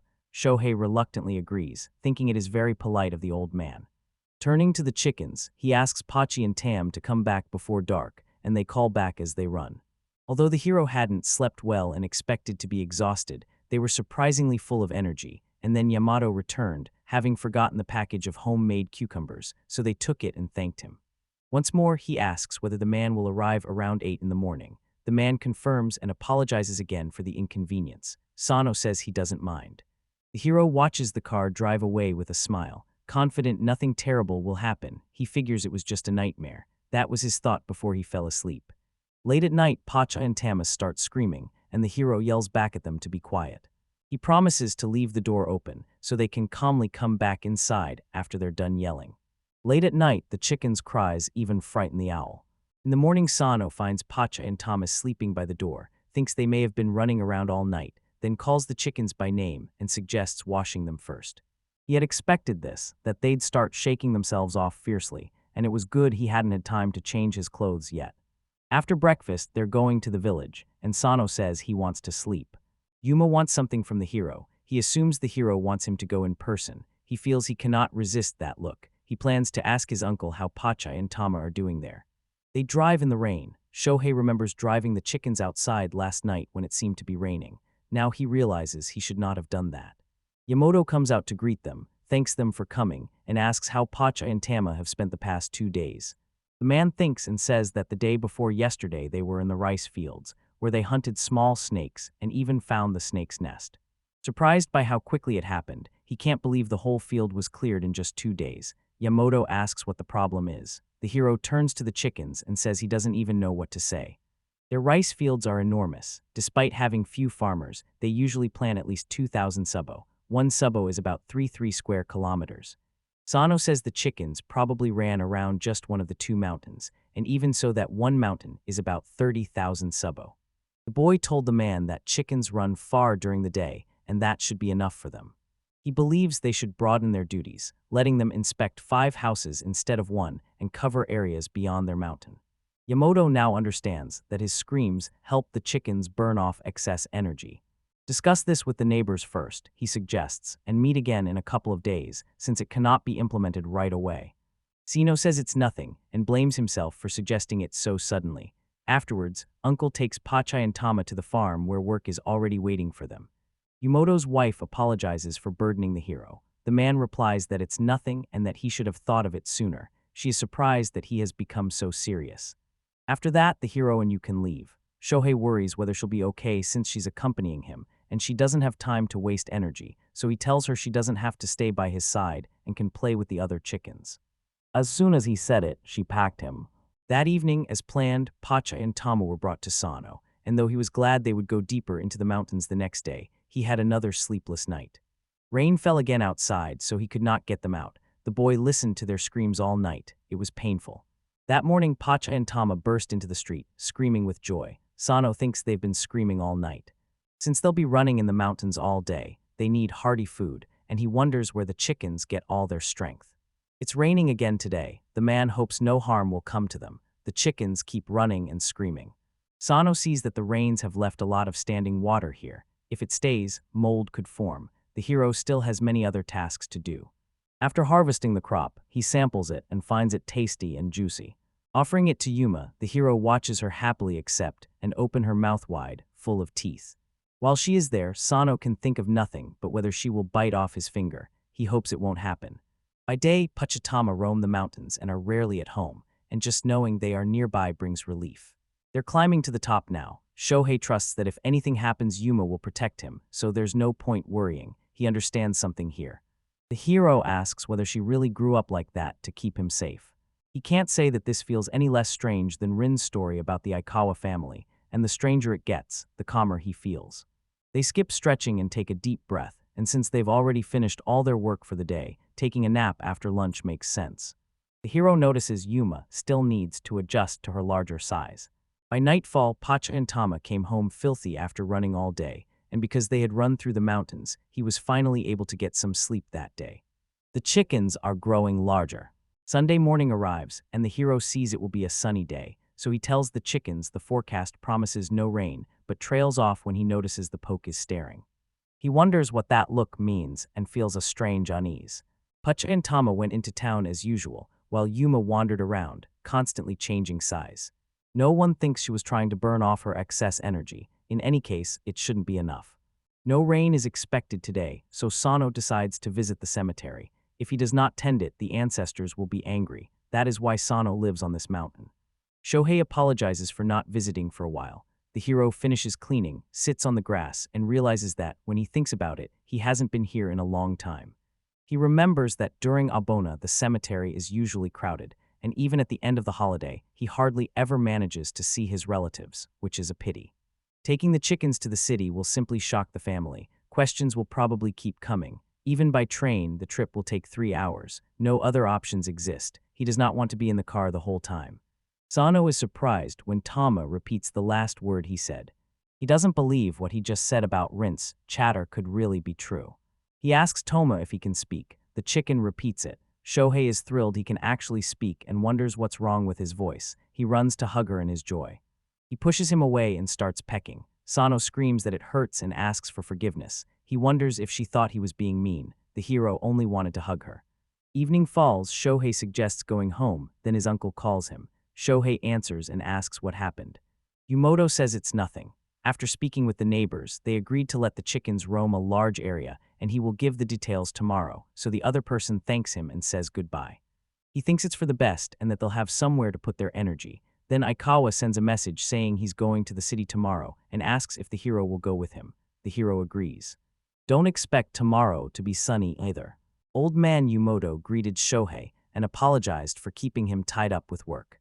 Stepping out of the car, the hero said his chickens had to be moved anyway, so the job was nothing to fear. The man pointed out they were not ordinary chickens. The young man believes this time Pacha and Tama are out hunting. Today they are going through every section of the crop fields. Yumoto says their eggs taste great. The man realized they were snake eggs. The old man never expected it to taste that good. You can't tell just by looking at it. He doubts they will be able to start selling them. The hero summed up that the grandfather wanted to control the number of snakes, and the grandfather confirmed this, adding they should not be completely exterminated. He outlined the next steps. First, they had to catch them, then decide whether to let them go. Shaw was surprised at how thoroughly the old man had thought everything through. Grandpa also suggested taking a tiger snake because it has no poison and eats all kinds of rodents, so let it live. He won't allow poisonous snakes to breed. The young man believes people can't live alongside snakes and that these measures serve only human convenience, but people have power over all circumstances. Shohei said it was time to go and promised to get in touch if delayed, and the old man told him to call if anything happened. He told Tama and Pachai to obey their uncle, but they turned away and ignored him, which made him furious. The man laughed and noticed the chickens loved him. The hero believes the chickens have no respect for him.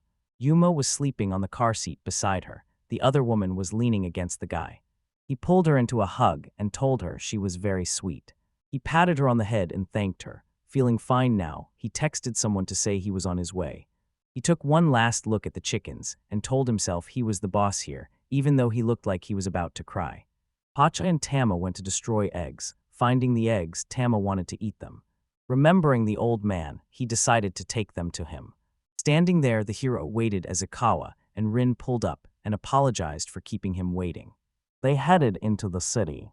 Stepping out of the car, he told Yuma to be a good girl and sit quietly, since he could not carry such a big chicken anywhere, just like Kawa could not take Rin with him. The hero saw a bag in his neighbor's hands and asked what it was. He said they were work clothes. He planned to take them to the laundry. Washing them at home would not remove the smell. Surprised, the hero found the clothes didn't smell after the wash, and Ikawa explained they wash at high temperatures there to kill odors, so the young man realized he didn't need air conditioning but hot water. He must not use bleach because it could harm the chickens, but hot water should be safe. Shohei left the store with his bags full. He thought about how well their purchases had turned out. Then he spotted Ikawa sitting in the car and was surprised that Ikawa had been waiting for him the whole time. A man lay on Rin's shoulder, his face hidden. The hero approached and apologized for the wait. At first, Ika simply said the word there. Shohei didn't understand what he meant. Then the man said she was there, meaning the girl who had been stalking him earlier. The young man was surprised. The neighbor realized this was Akawa's former stalker as he thought about what he'd imagined. He recognized her by her face and the way she carried herself. Shohei said that even if it seemed that way, he understood his fear and suggested they go home. Akawa asked him to check who was standing there. The hero agreed and thinks the man should consult a lawyer about the stalking, but he understands why Akawa wants him to approach that girl. Rin pulls Daikawa close to her. She said he didn't seem like himself. Shu agreed with her. Ikawa was acting too strange, so they had to be careful. Rin suggested they just call. The man turned away and exhaled. He thanked Rin and said he was going to the store with Sino. Rin told him to come back right away. The girl turned to the hero and said she relied on him. He stroked him on the head and said he would come now. They thought it was all over, that they would return to the mountains and Ikawa would make a call there. But when they left the store, a man and a woman met the heroes. Bowing, the woman said her name was Kano Yuko. Ikawa looked shocked. The girl introduced herself as Kano Yuko and said she was pleased to meet her. Ikawa stood there shaking while the girl noticed and touched his shoulder. Then he came to and asked her to remind him who they were. She replied that she was Kano, Senku's older sister, Ito Senkuhu, and that she wanted to offer her deepest apologies. At a cafe, the heroes arrived, and the woman asked who was with Mr. Ikawa. He said it was his friend. After that incident, he had trouble talking to girls her age, so he went with him. The man and woman bowed their heads and apologized sincerely. The man beside Kano is her older brother. Silence fell between them. Late last month, the same girl got married, and she had planned to find Ikawa at the wedding to apologize to him. Because she only knew roughly where Ikawa lived, she couldn't meet him in person, but last month she thought she'd seen someone who looked like him and asked that person to deliver an apology letter to Ikawa through her brother and sister. She did see Ikawa last month. Hinawa says they have visited this town more than once. This is the third time. If they had not found him this month, they would have sent the letter through a lawyer. They could have had a lawyer deliver it, but they weren't sure Ikawa would accept it. He exhaled and said he wouldn't accept it. An apology wasn't necessary, and it would be enough if they simply stopped contacting him. The brother and sister felt deeply sorry. The man said he did not need an apology and asked them to say he was glad she had married. Kano thanked the man. He thinks this is a very strange story. The criminal quietly married, leaving Ikawa with a fear of women. In such moments, one realizes it is better to hurt than to be hurt. The heroes said goodbye to Akawa's stalkers' family members. Ikawa felt relieved watching them leave. He no longer has to worry about being stalked. This doesn't mean his rhinestones are over. He is still afraid of girls. Sho said it was psychosomatic and offered to help, but the other man said it was not worth doing because Sho was already causing him so many problems. Ikawa said it was probably time to go back. The hero asked if he was sure. The young man admitted he did not know. They might be followed. He feared those people had lied to them. Sano remembered he needed to put the groceries in the freezer, and they went to the cars. Rin glared at the guy and said he was late. Ikawa started apologizing and defending himself. The girl said she was angry. Shohei tensed, glanced at his neighbor, then turned to Yuma and apologized for being late. She turned away from him, clearly offended. The boy apologized, saying he had to stay with Ikawa and couldn't just leave him. The chicken kept saying that he could not do it. The young man hugged the animal and thanked her for worrying about him. To be safe, they did a few laps before returning to the village. Akawa called the lawyer right away and asked him to confirm the whole story. The lawyer said he would have an answer by nightfall. The neighbor knew it was connected to her. Shohei thought it was good they had not met, because her approaching Akawa would have made everything much worse. The man thanked Sino for today, saying he had just been sitting next to him. Ikawa said he felt much calmer with him, and that without him, he would have run away like a coward. Now he felt he should have tried to convince her. Then again, Ikawa would never learn the truth. As they left, the hero apologized to Yuma, who was likely tired from sitting in the car all day. When they got home, the chicken climbed out of the car and said she was tired. The man thanked her while she walked around and stretched. Shohei turned to her and said he would step aside. A chicken pecked him. Yumoto brought out the chickens and praised them for a job well done. Relieved that Tom and Pachi could at least stretch their legs, the young man knew Yuma had to sit all day. The old man said goodbye to the man and handed him a package of some kind. This time it's canned tangerines. The chickens will eat tangerines. They're candied, so the hero doesn't want to risk cavities. Not a single chicken made a sound last night. He stayed alert anyway. Even if they had started strutting, there was nothing he could do. Without the rain, he would have sent them out to fight. Akawa at nights. The stalker married last month and now lives far away. Since Akawa wants to be left alone, he told the lawyer he will not accept the letter. The neighbor said he was relieved. Shohei listened without speaking, convinced Akawa did not want to see her or be involved with her, and that as a hero he would not pry into others' affairs, but Shohei still could not understand him. He is not Akara, and he has the right to decide for himself what to do. Uncle watched Pacha and Yuma and said they were scurrying along nicely, though last week they had barely moved. Then he asked how last night had gone. The hero said they had slept well. It's true he doesn't know what will happen today. The old man said the chickens helped him a lot. They found 3 snakes just yesterday. Vipers were found, poisonous snakes, and life in the village is also a form of survival. The old man said they'd been caught in 6 whole fields. He thinks there's no need to go around them anymore. They won't catch anyone. The hero asked if the collector of poisonous snakes had imported any from abroad. The collector said it seemed he had, and asked how he had obtained them. Because they are dangerous, you cannot just let them out, but you may keep these snakes if you fill out the proper paperwork, and Grandpa heard someone was bitten recently. They call it a viper because it bites someone only once a year, so he ignored it. The key point is there are no non-native snakes. Hearing this, the hero thought he should warn his chickens, and told them that if they found a strange snake, they should bring it to him. They understood the owner and went their separate ways. Leaving the chickens, the hero wished the old man good luck. Shohei realizes Thomas doesn't want to go with him and pushes him in the back. Akua invited him to come visit. The hero asked Tama to go with him, but she did not answer. Trying to tease her, the hero watched as she began to peck. Tama still does not like Rin and Ten. They were arguing when it began to rain, and it has been raining a lot lately. The hero would like to walk the area, but he makes the ground wet, so he does not go. Tama will go on patrol. The mud does not bother her. Shaw went to count the abandoned houses in the area. Empty, the house was falling apart. It would be wise to tear it down before the rainy season.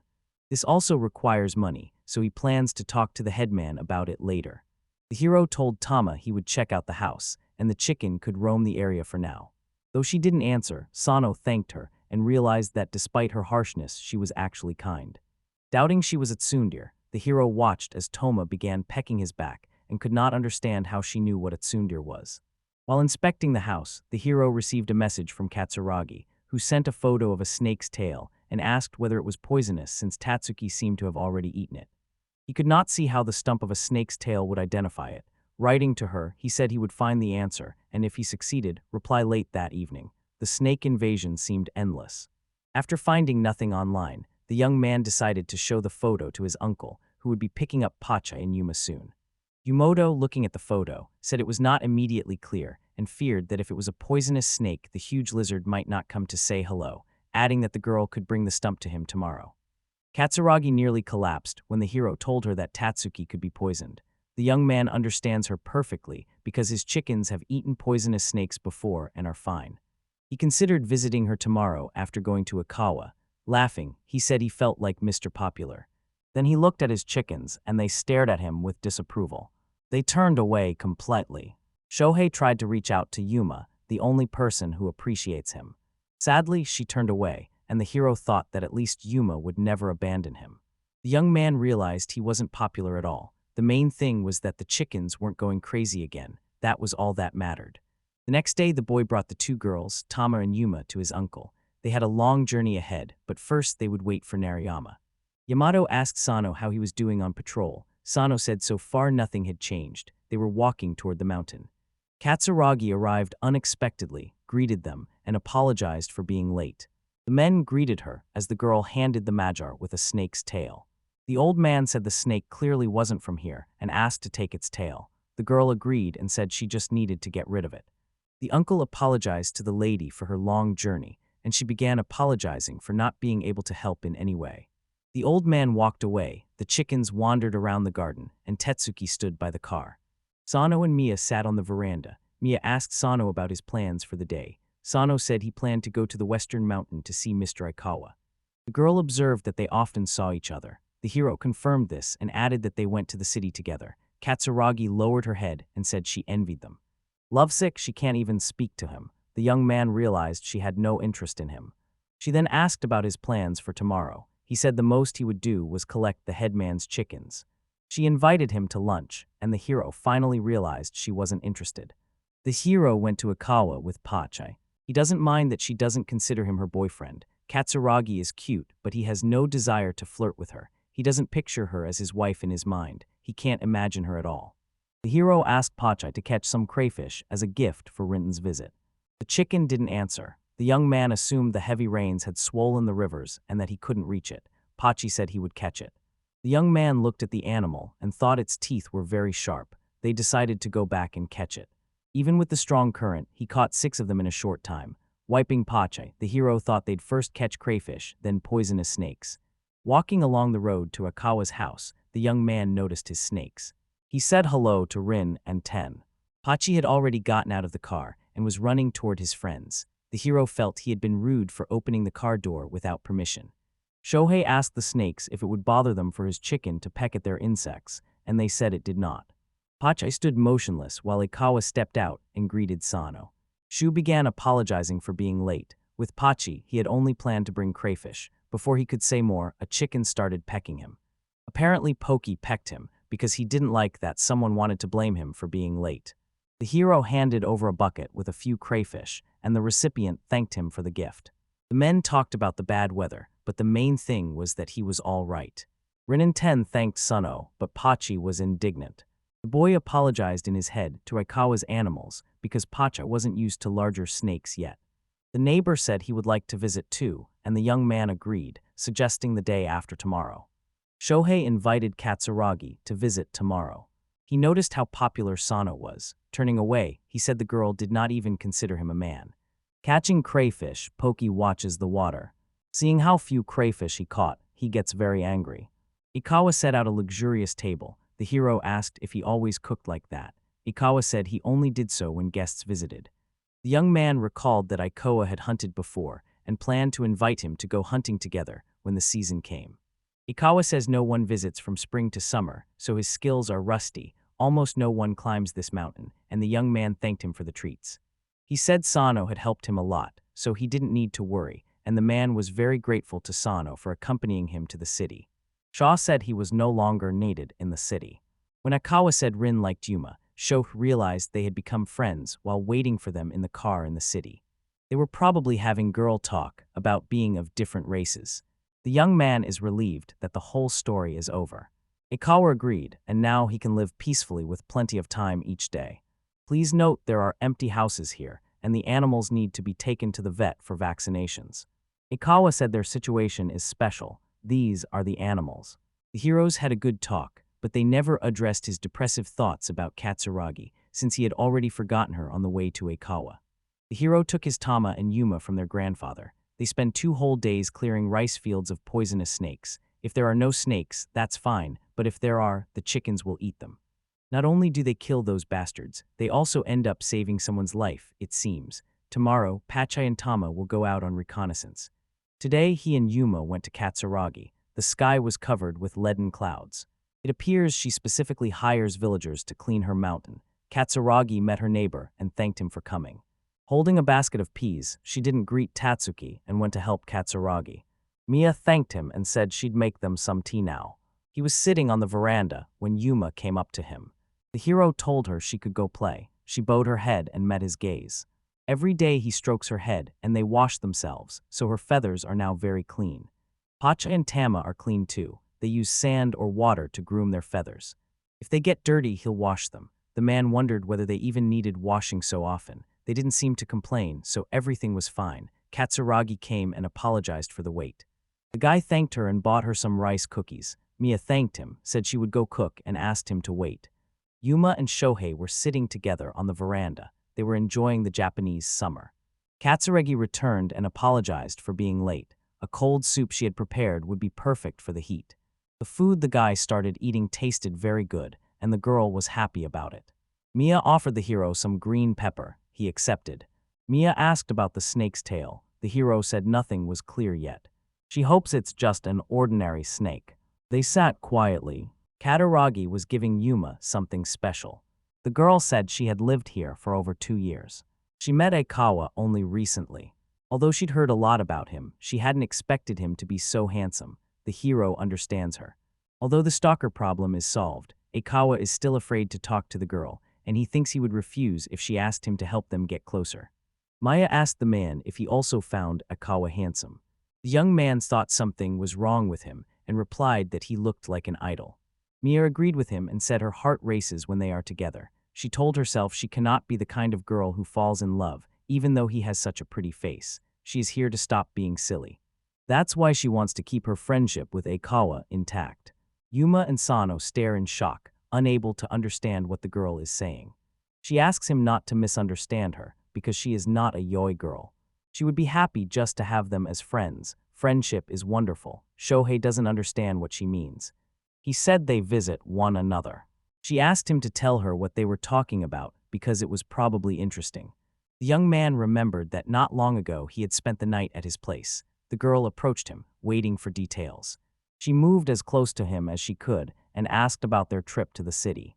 The hero even worries about Katsuragi, but she remains cheerful and did not interrupt him once during their conversation. When he admitted spending the night at Aikawa's, getting very drunk and remembering little, she was still delighted by the story. As the hero left, the girl waved and thanked him for coming. Driving, he thought about what the word Yahweh meant to the girl. He brought home a lot of green peppers, which showed how much she grows. Shohei was exhausted. Aikawa wrote asking him to come over the next day. With nothing else to do but move chickens, Shohei agreed.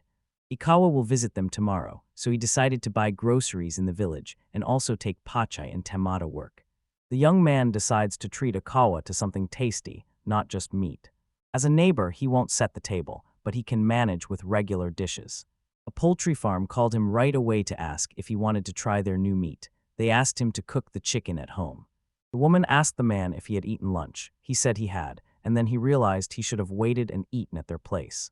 They gave him a whole chicken stuffed with rice, jujube berries, chestnuts, and other ingredients for soup. The husband asked his wife what any of this was for. She said it was for the Korean dish samjatang, and the man was surprised and asked the price.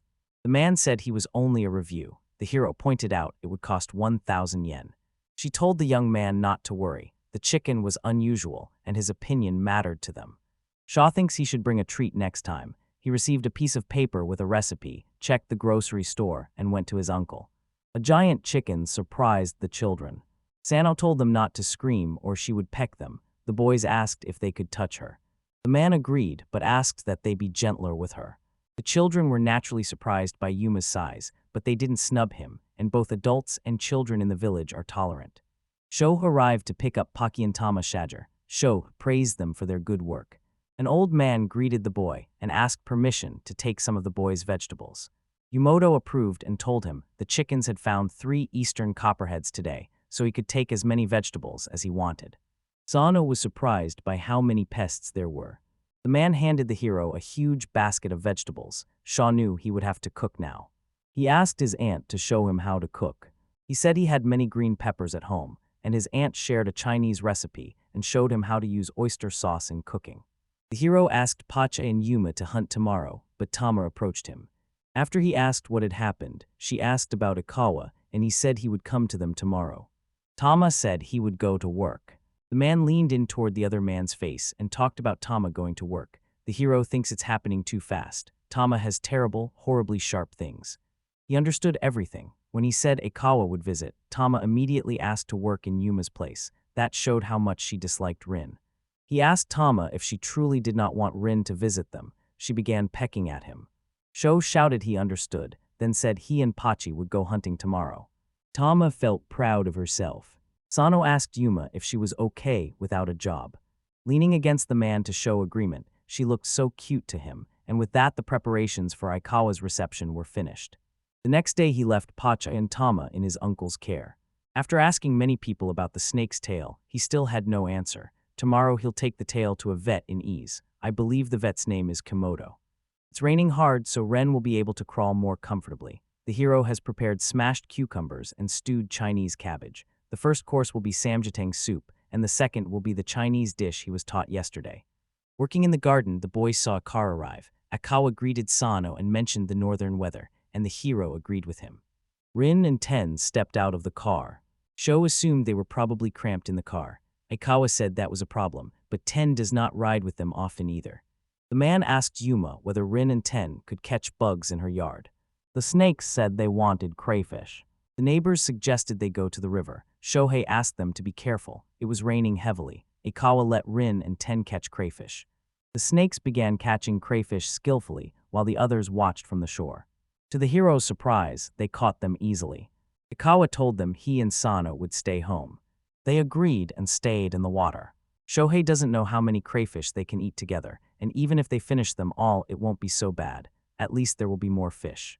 Aikawa recognized the boys' soup, noting the smell never goes away, and Shohei said he would just turn the ventilation to full blast afterward. The neighbor said it was his first time trying their cooking, and Sano told him not to expect much.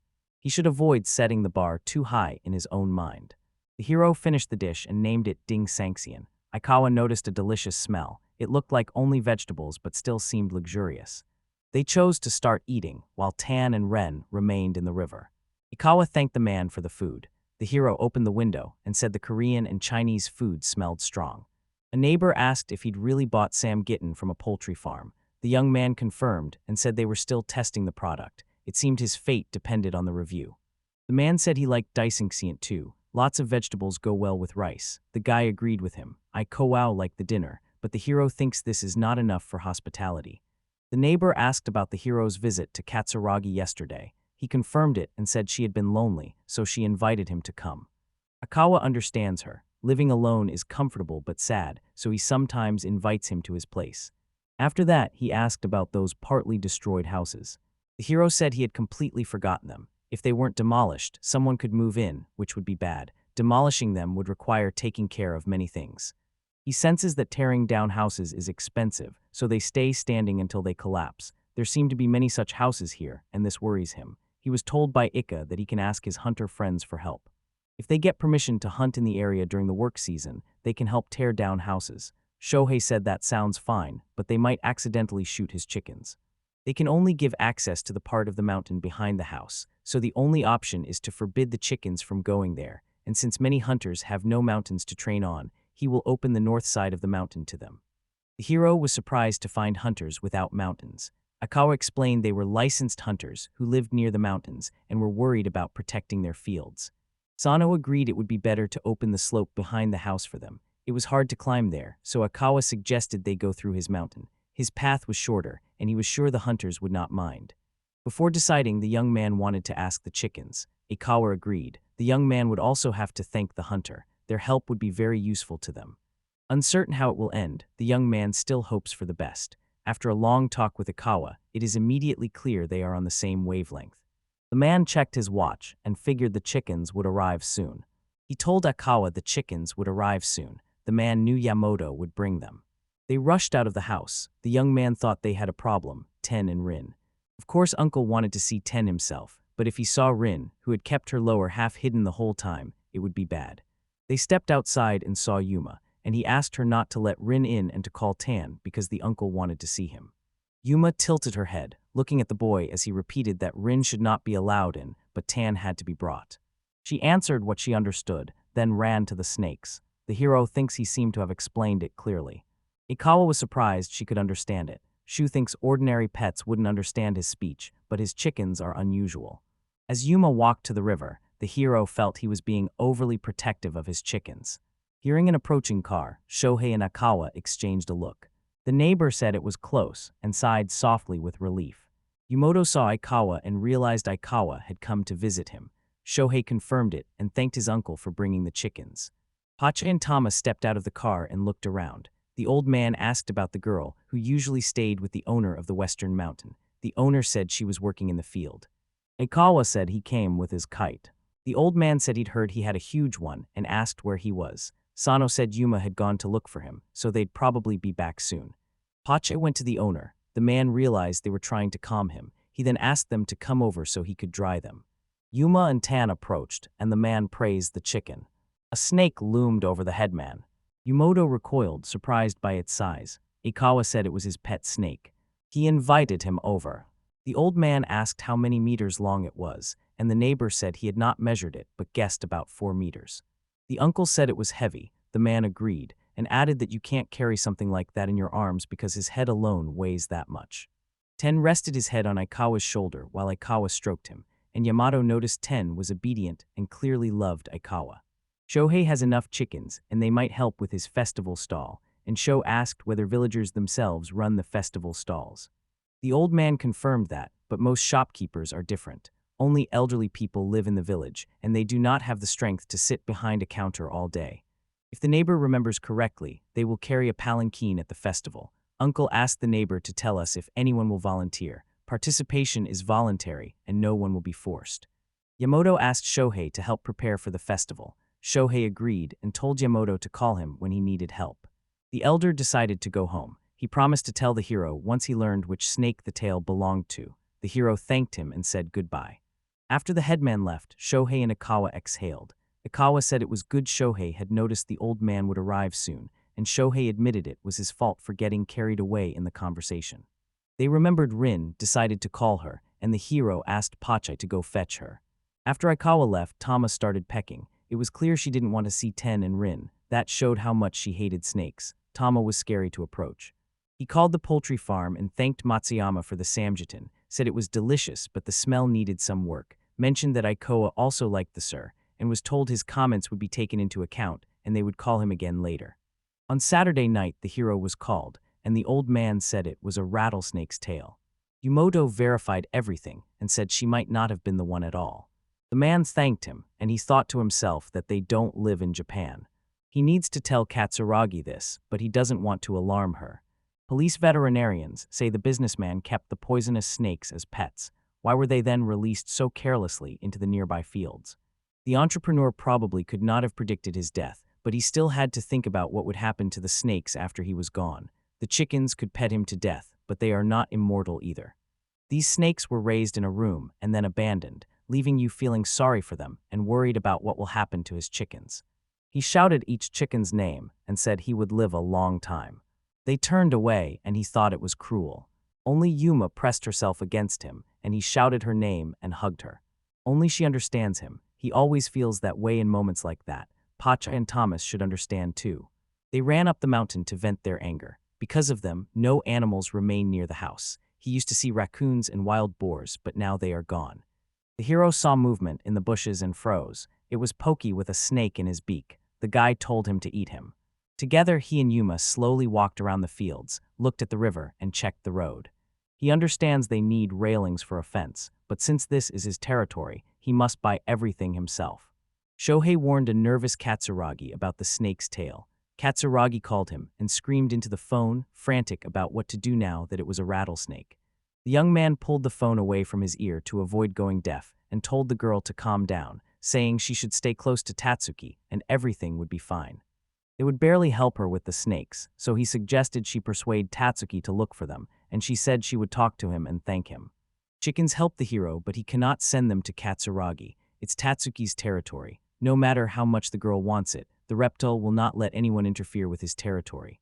Maya is very sweet, responsible, and kind. Everyone around her loves her. She doesn't cause problems for anyone. It's just a pity that such an ideal Katsuragi doesn't see anyone in him. Growing sad, he began to think he did not need love or weddings. Akawa suddenly wrote to him that he was grateful for Friday and that they had quickly taken Rin from her uncle, even though there was nothing to be grateful for, and Rin was not the only one who was so strange.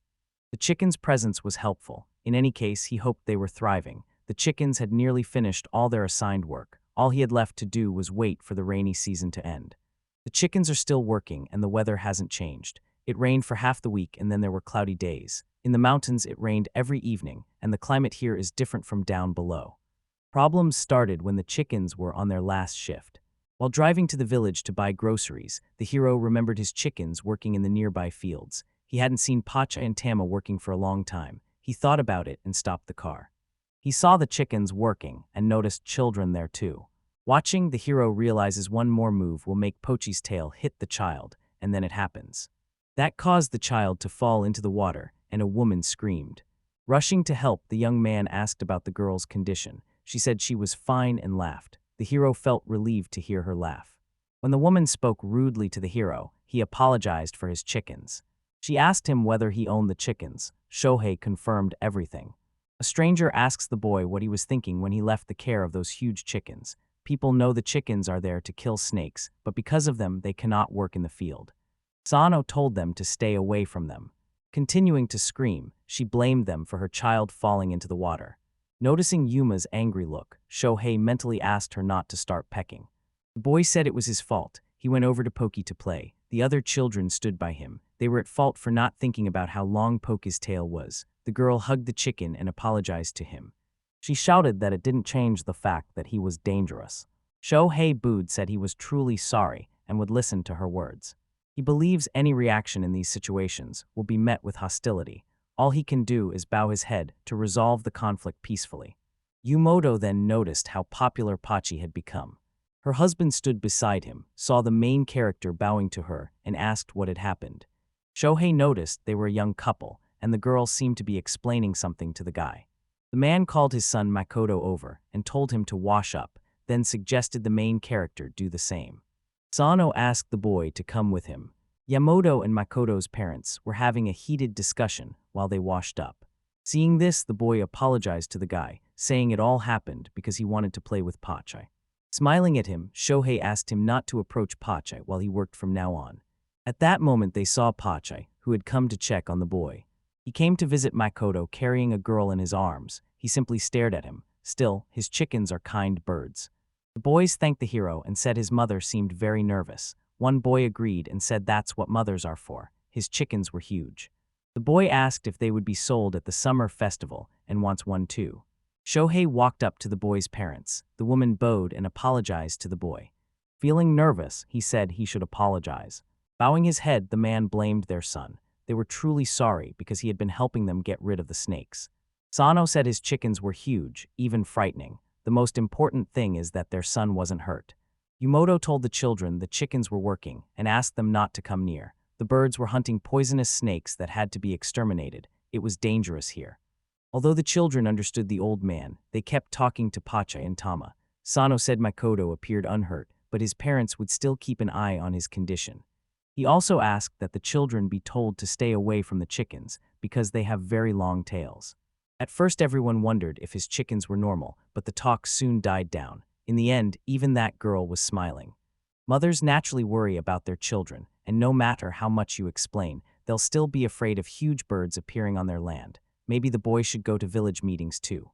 They heard the old man return and asked if he could join the village gathering. He looked at the man seriously and said he would tell everyone.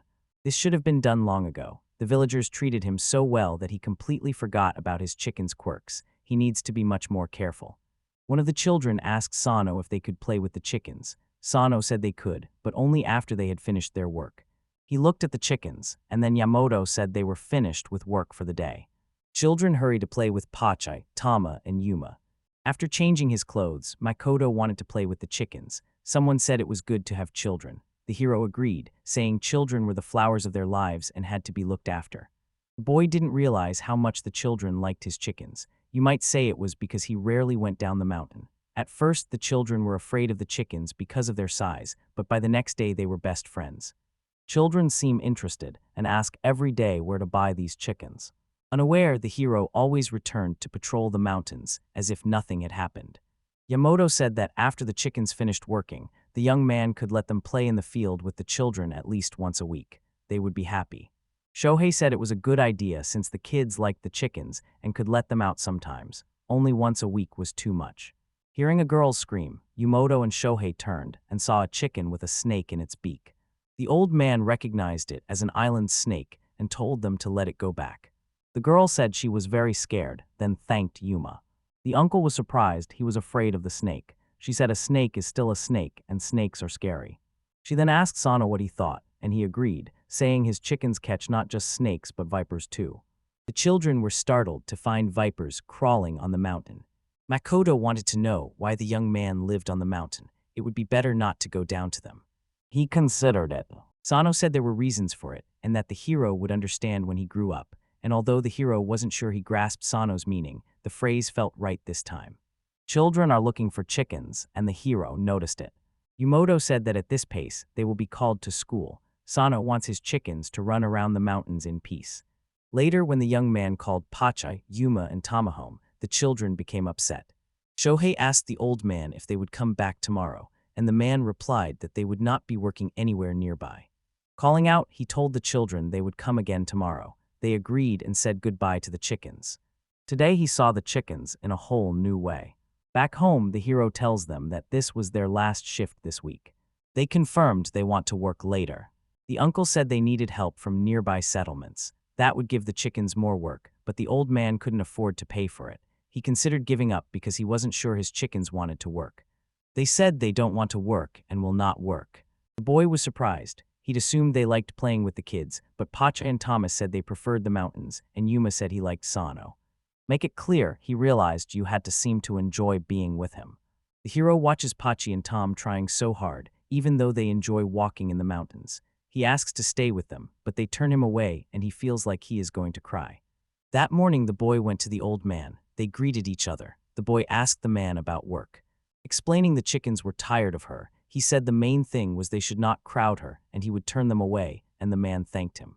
The man asked the boy whether he was sure he wanted to go to the meeting. He confirmed and asked whether that was a problem. The man doesn't object to taking part since his chickens caught snakes. Only stubborn old men will attend the meeting. They don't object to him taking part either, but he isn't sure they'll let him speak.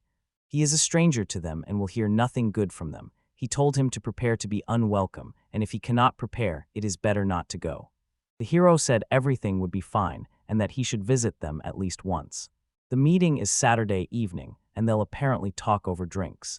He's not sure how the chickens will manage without him. Leaving them alone for one evening probably won't cause problems, but it still feels unsettling. Ikawa offered to leave them with him, but Tama was unlikely to agree to spend a whole year with snakes and they would start fighting, so he refused the offer. The last time he stayed with the chickens, spending the night wasn't a problem. He told the hens he needed to talk to his uncle on Saturday. He would most likely stay with him overnight. He asked whether they wanted to stay on the mountain or go to his uncle. The chickens looked at one another. Thomas said she wanted to stay on the mountain. Yuma and Pachi wanted to go together. The boy thanked them. It was no surprise that Thomas wanted to stay on the mountain and that Pacha and Yuma wanted to go with him. Thomas told his uncle he would come with them, and his uncle replied it would be even better that way in the future. That was the end of Friday night.